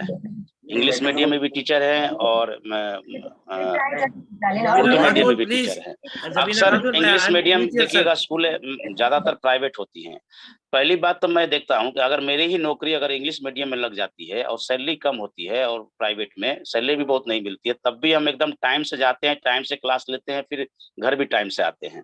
जैसे ही हमारी नौकरी प्राइवेट से गवर्नमेंट में जाती है, हम गवर्नमेंट स्कूल के टीचर बन जाते हैं, मेरी वो सारी एफिशिएंसी खत्म हो जाती है, मेरी सारी डिसिप्लिन खत्म हो जाती है। तो देखिए, इसके लिए हम किसी एक को नहीं जिम्मेदार सकते हैं, सोसाइटी भी जिम्मेदार है। गार्जियन 10th क्लास में तो पूछने आ गया, जब मीटिंग बुलाया गया तब, कि भाई हमारा बच्चा आज तक क्यों पास कर रहा था। उसने घर पर जब बच्चे गए तो टीचर ने क्या पढ़ाया, वो कैसे पास किया, कैसे नंबर आया, वो बता पा रहा है नहीं सवाल के जवाब, ये चीज उसको शुरू से पूछना पड़ेगा ना। तो देखिए, हम किसी भी चीज के लिए जिम्मेदार किसी एक को नहीं बता सकते हैं। हम मुअल्लिम भी जिम्मेदार है, स्कूल मैनेजमेंट भी जिम्मेदार है, सोसाइटी भी जिम्मेदार है, गार्जियन भी जिम्मेदार है। तो हम सबको मिल के चीजों को ठीक करना पड़ेगा, क्योंकि इसमें कोई एक एलिमेंट नहीं है। आप स्कूल देखिएगा, हम स्कूल अंग्रेजी स्कूल में नाम लिखवाते हैं बच्चों को, सुबह आंख मचते हुए रोड पर खड़ा रहते हैं बैग लेके बच्चे का, कि भाई छोड़ना है। हम छोड़ने भी जाते हैं, घर से फिर आया तो रोड पर उतर गया, लाने भी जाते हैं, फिर शाम में ट्यूटर भी लगाते हैं। तो अब देखिए कि हमारा गार्जियन का अवेयरनेस क्या है, फिर टीचर का, हमारी मेंटलिटी को चेंज करना पड़ेगा। जैसे मैंने कहा ना कि हम प्राइवेट में जॉब करते हैं, बहुत परेशान भी रहते हैं, लेकिन बहुत वक्त टाइम देते हैं। गवर्नमेंट में होते तो हमें भी अपना एनालिसिस करना होगा कि हमें रिस्क मिला है तो उसको हलाल करें, हम अपने प्रोफेशन से ईमानदारी से पेश आए। तो ऐसा नहीं कि इसमें कोई एक एलिमेंट शामिल है, और इस पर बहुत काम करने की जरूरत है। मैं अक्सर आसनसोल में कई जगहों पर ये चर्चा करता हूँ कि यहाँ बहुत अच्छे कुछ लोगों के पास बहुत अच्छे अल्लाह ने उन्हें दौलत से नवाजा है, बहुत ये है कि मैं कहता हूँ कि हम लोरोटो में सेंट पैट्रिक में भीड़ लगाए हैं कि मेरे बच्चे का एडमिशन हो जाए। हमारे पास एक ऐसा क्यों नहीं इदारा है जहाँ हमारे ही कौम के बच्चे भीड़ लगाए हों, गार्जियन, कि मेरे बच्चे का इस स्कूल में एडमिशन हो जाता है। हम भी तो असली तालीम अपने दीनी तालीम के साथ दे सकते हैं। हम तो बेहतरीन एक सीबीएसई स्कूल खोल के एक सब्जेक्ट इस्लामिक रख सकते हैं, जो मैट्रिक तक बच्चा पढ़ेगा, इम्तिहान नहीं देगा, जो इम्तिहान सीबीएसई का वो देगा।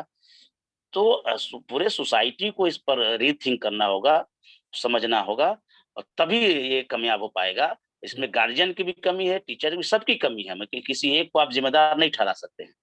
ये बहुत तो बहुत मुझे लगता है जबरदस्त कि आप सवाल था जी, जी बहुत जबरदस्त सवाल था। और ये जो है इसका मल्टी डायरेक्शन है, और जैसा कि सर ने बताया कि गार्जियन, सोसाइटी, ये प्योरली सोसाइटल प्रॉब्लम है। और इसके जब पूरी सोसाइटी, पूरा समाज, सभी लोग जब इसके बारे में नहीं सोचेंगे तो ये उतना आसान भी नहीं है कि गवर्नमेंट के टीचर को आप डायरेक्ट जो है कुछ बोल भी नहीं सकते, बहुत सारे मसले हैं। तो ये अगर आपको, आपके जहन में आ रहा है, जिसके भी जहन में आ रहा है, तो उसको आपको जा करके एक सोसाइटी के तौर पर ही आप कुछ कर सकते हैं, और दूसरा कोई रास्ता नहीं है।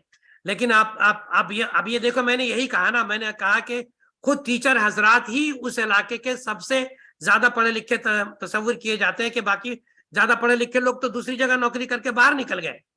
अब तो जो है वही, अब पूरी जिम्मेदारी उन्हीं की बनती है, क्योंकि उन्हीं के इलाके के बच्चे वहां, उसी इलाके के बच्चे वहां पढ़ रहा है, उसी की वजह से उनको वहां नौकरी है। तो कम से कम ये सब बातें उनको ध्यान में रखनी चाहिए, और उम्मीद करें कि कम से कम ये बातें उनकी समझ में जल्द से जल्द आ जाए, और उनको अल्लाह ताला सही समझ दे, और फिर अपनी औलाद को जिस तरह से ख्याल करते हैं उसी तरह से अपने जो स्टूडेंट्स उसका भी ख्याल करें। तो इंशाअल्लाह और लेकिन एग्जिस्टिंग टर्म में जो आपने बात बताई वो बिल्कुल सही है, वो मसला है। और जब तक के ये लोग अपना रिस्पॉन्सिबिलिटी फील नहीं करेंगे ये मुमकिन नहीं है। और यही वजह है कि आप देखें बहुत सारे स्कूल में क्या बच्चे ही नहीं है, बहुत सारे स्कूल है सिर्फ टीचर है और बच्चे नहीं है। इसके भी खमियाजा जो है आने वाली नस्ल को भुगतना पड़ेगा। जब वो स्कूल बंद हो जाएगा, 8 आदमी 10 आदमी की नौकरी लग रही थी, वो नौकरी भी खत्म हो जाएगी, तब बाद में समझ में आएगा कि हम किस पर सवार थे, तो वो समझ में आएगा बरकैफ। लेकिन ये सोसाइटी की तरफ से इसको सुधारने की कोशिश होनी चाहिए। और आपका सवाल बहुत बेहतर। अब मैं यहाँ पर जो है मैं बस 1 मिनट जोड़ना चाह रहा हूँ कि सरकार की भी जो है ना इसी तरह के रुख है। अब जिसे मैं देख रहा था वीडियो कि उसमें आया कि सरकार ने कहा कि भाई आप बच्चों को ठीक है जहाँ पढ़ाना पढ़ाइए, प्राइवेट में भेजिए, मैं फीस जमा करूंगा। और वो सारे बच्चे पता चला कि चले गए सरकारी से प्राइवेट में। सरकार तो जो फीस दे रही हमको फ्री में पढ़ाई रही है। लेकिन 5 साल के बाद सरकार कही कि भाई अब मेरे पास पैसा नहीं है, अब मैं नहीं पैसा दे सकता हूँ, अगर आप दे सकते हो तो पढ़ाइए, ना तो आप समझिए। तो पता चला कि पहले वाला भी चला गया और ये भी जा रहा है। तो हमें अवेयर रहना पड़ेगा इन सब चीजों से। वही सर, मैं यहाँ पर एक मुख्तसर सा वाकया बयान करके क्या मैं खत्म कर रहा हूँ और कंक्लूडिंग रिमार्क। इमाम अबू हनीफा जो है अपने मस्जिद में वजू कर रहे थे और जो है एक आदमी आया और सवाल किया कि मोमिन किसको कहते हैं। तो उस बगल वाला आदमी ने कहा कि मोमिन वो है जो किसी को धोखा नहीं देता है। तो इमाम अबू हनीफा बहुत गुस्सा हुए, उठ के खड़े हुए, कमबख्त जब भी बोला करो पूरी बात बोला करो। मोमिन वो है ना जो धोखा देता है ना धोखा खाता है। अब इसको जो है इस वाकया को आप अभी जो सर ने बताया उसके पस मंजर में सोचने की कोशिश करें कि आपने धोखा खाया या धोखा दिया, देख लीजिए। अब मैं कंक्लूडिंग रिमार्क में कुछ बातें सर के बात से जो सामने आई एक सवाल का है, बस मुख्तसर जवाब दे दूं कि एक ने लिखा है क्या डिस्टेंस से मैं एमएससी कर सकते हूँ? बिल्कुल, अगर कहीं यूनिवर्सिटी कराती है तो क्यों नहीं कर सकते हैं। वो आप जाइए डिस्टेंस जो इग्नू के वेबसाइट पे जाइए, जो कि सबसे बिग इंस्टीट्यूशन है इंडिया के डिस्टेंस एजुकेशन का, और वहाँ अगर कोर्स ऑफर हो रहा है तो आप बिल्कुल कर सकते हैं, नो प्रॉब्लम। एक बात ध्यान रखिएगा, बहुत सारे ममालिक में डिस्टेंस लर्निंग को एक्सेप्ट नहीं किया जाता है। इसको ये सब बातें भी मतलब कोई भी ध्यान में रखिएगा। Distance learning is not acceptable everywhere.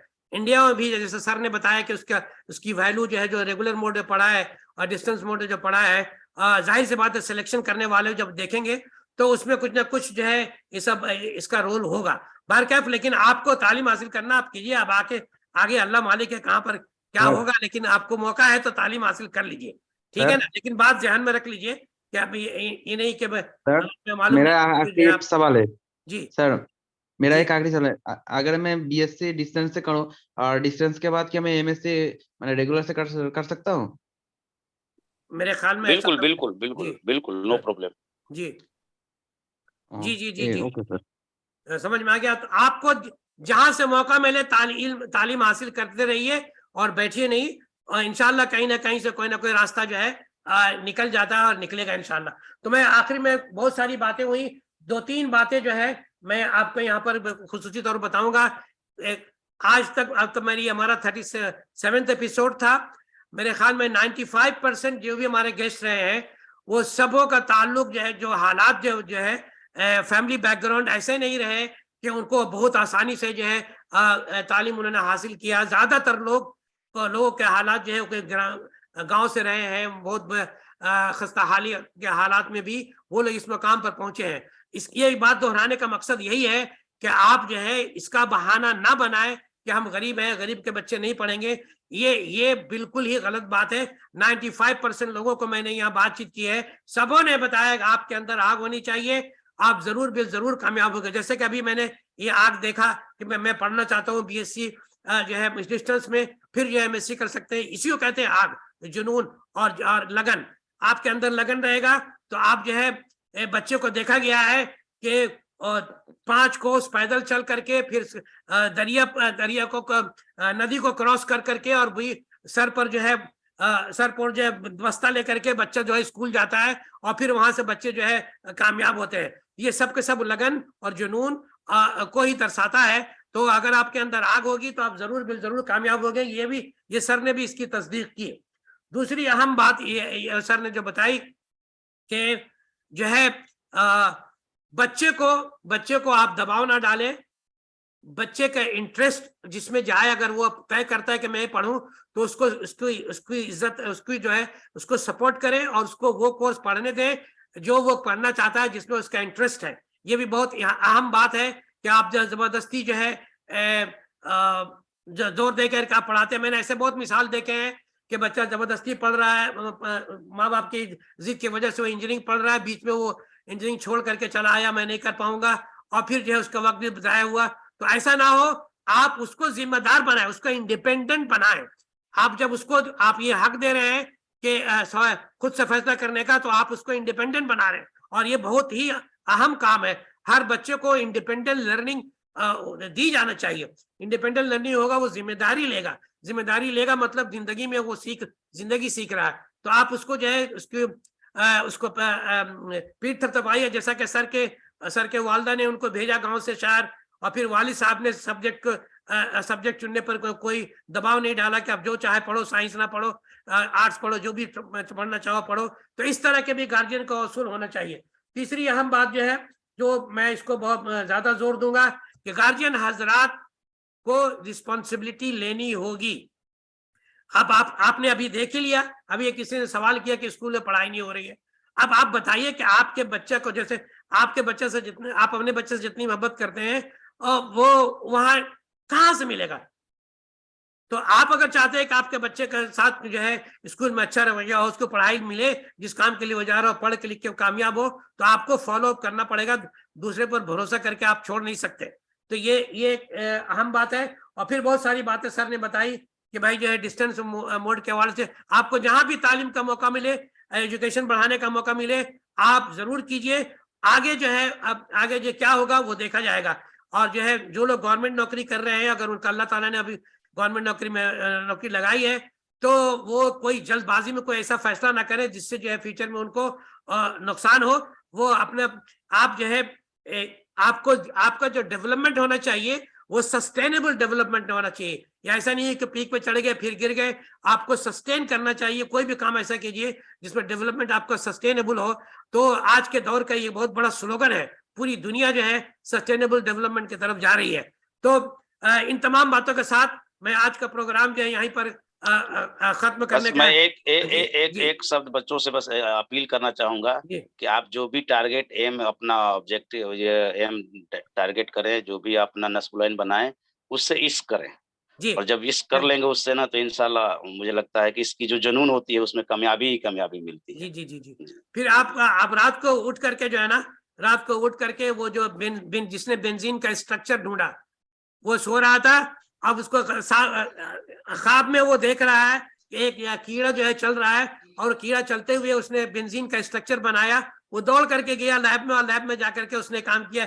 ये जुनून जो लोगों ने दिखाया है और वो कामयाब हुए। आखिर में मैं अपने इस चैनल को फिर से दिखा रहा हूँ, आप लोग इसको जो है सब्सक्राइब करें, ताकि जो है वीडियो जो है इसका आपको आप तक पहुंचे। ये लिंक मैंने दिया हुआ है। और मैं आप तमाम हजरात को शुक्रिया अदा करते हुए अब मैं यहाँ अपने प्रोग्राम के खात्मे का ऐलान करता हूँ।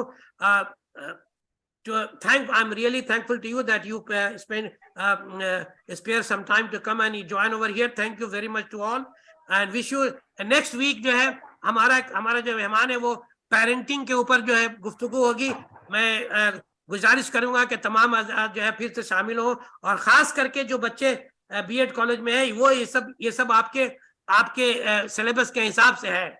इसमें जो है बच्चों को पेरेंटिंग का इशू जो है आजकल आपके मेरे ख्याल में सर ने बताया होगा, आजकल पेरेंट भी one of the stakeholder है significantly in education learning process में। राइट ये स्टेक होल्डर है। तो आप पेरेंट को जो है आप जब तक इन्वॉल्व नहीं करेंगे, आपको बहुत सारी सहूलतें नहीं मिलेंगी, आप अपने टीचिंग में कामयाब नहीं हो सकेंगे। तो इसलिए मैं अब यहाँ पर अब आपका एक बार फिर जो शुक्रिया किया सर, आपने अपना कीमती वक्त दिया और लोगों को फैज़याब किया। इंशाल्लाह फिर आपसे दोबारा मुलाकात होगी। और जो है मैं दोबारा ये चैनल को सब्सक्राइब करने की रिक्वेस्ट के साथ मैं आपसे जुदा होता हूँ। अगर कोई शख्स हमसे बात करना चाहते हैं तो पूछ सकते हैं, वरना सबके लिए खुदा हाफिज, अल्लाह हाफिज, खुश रहे, सलाम रहे। जी, अस्सलाम वालेकुम और best wishes for to all. Thank you so much. Thank you.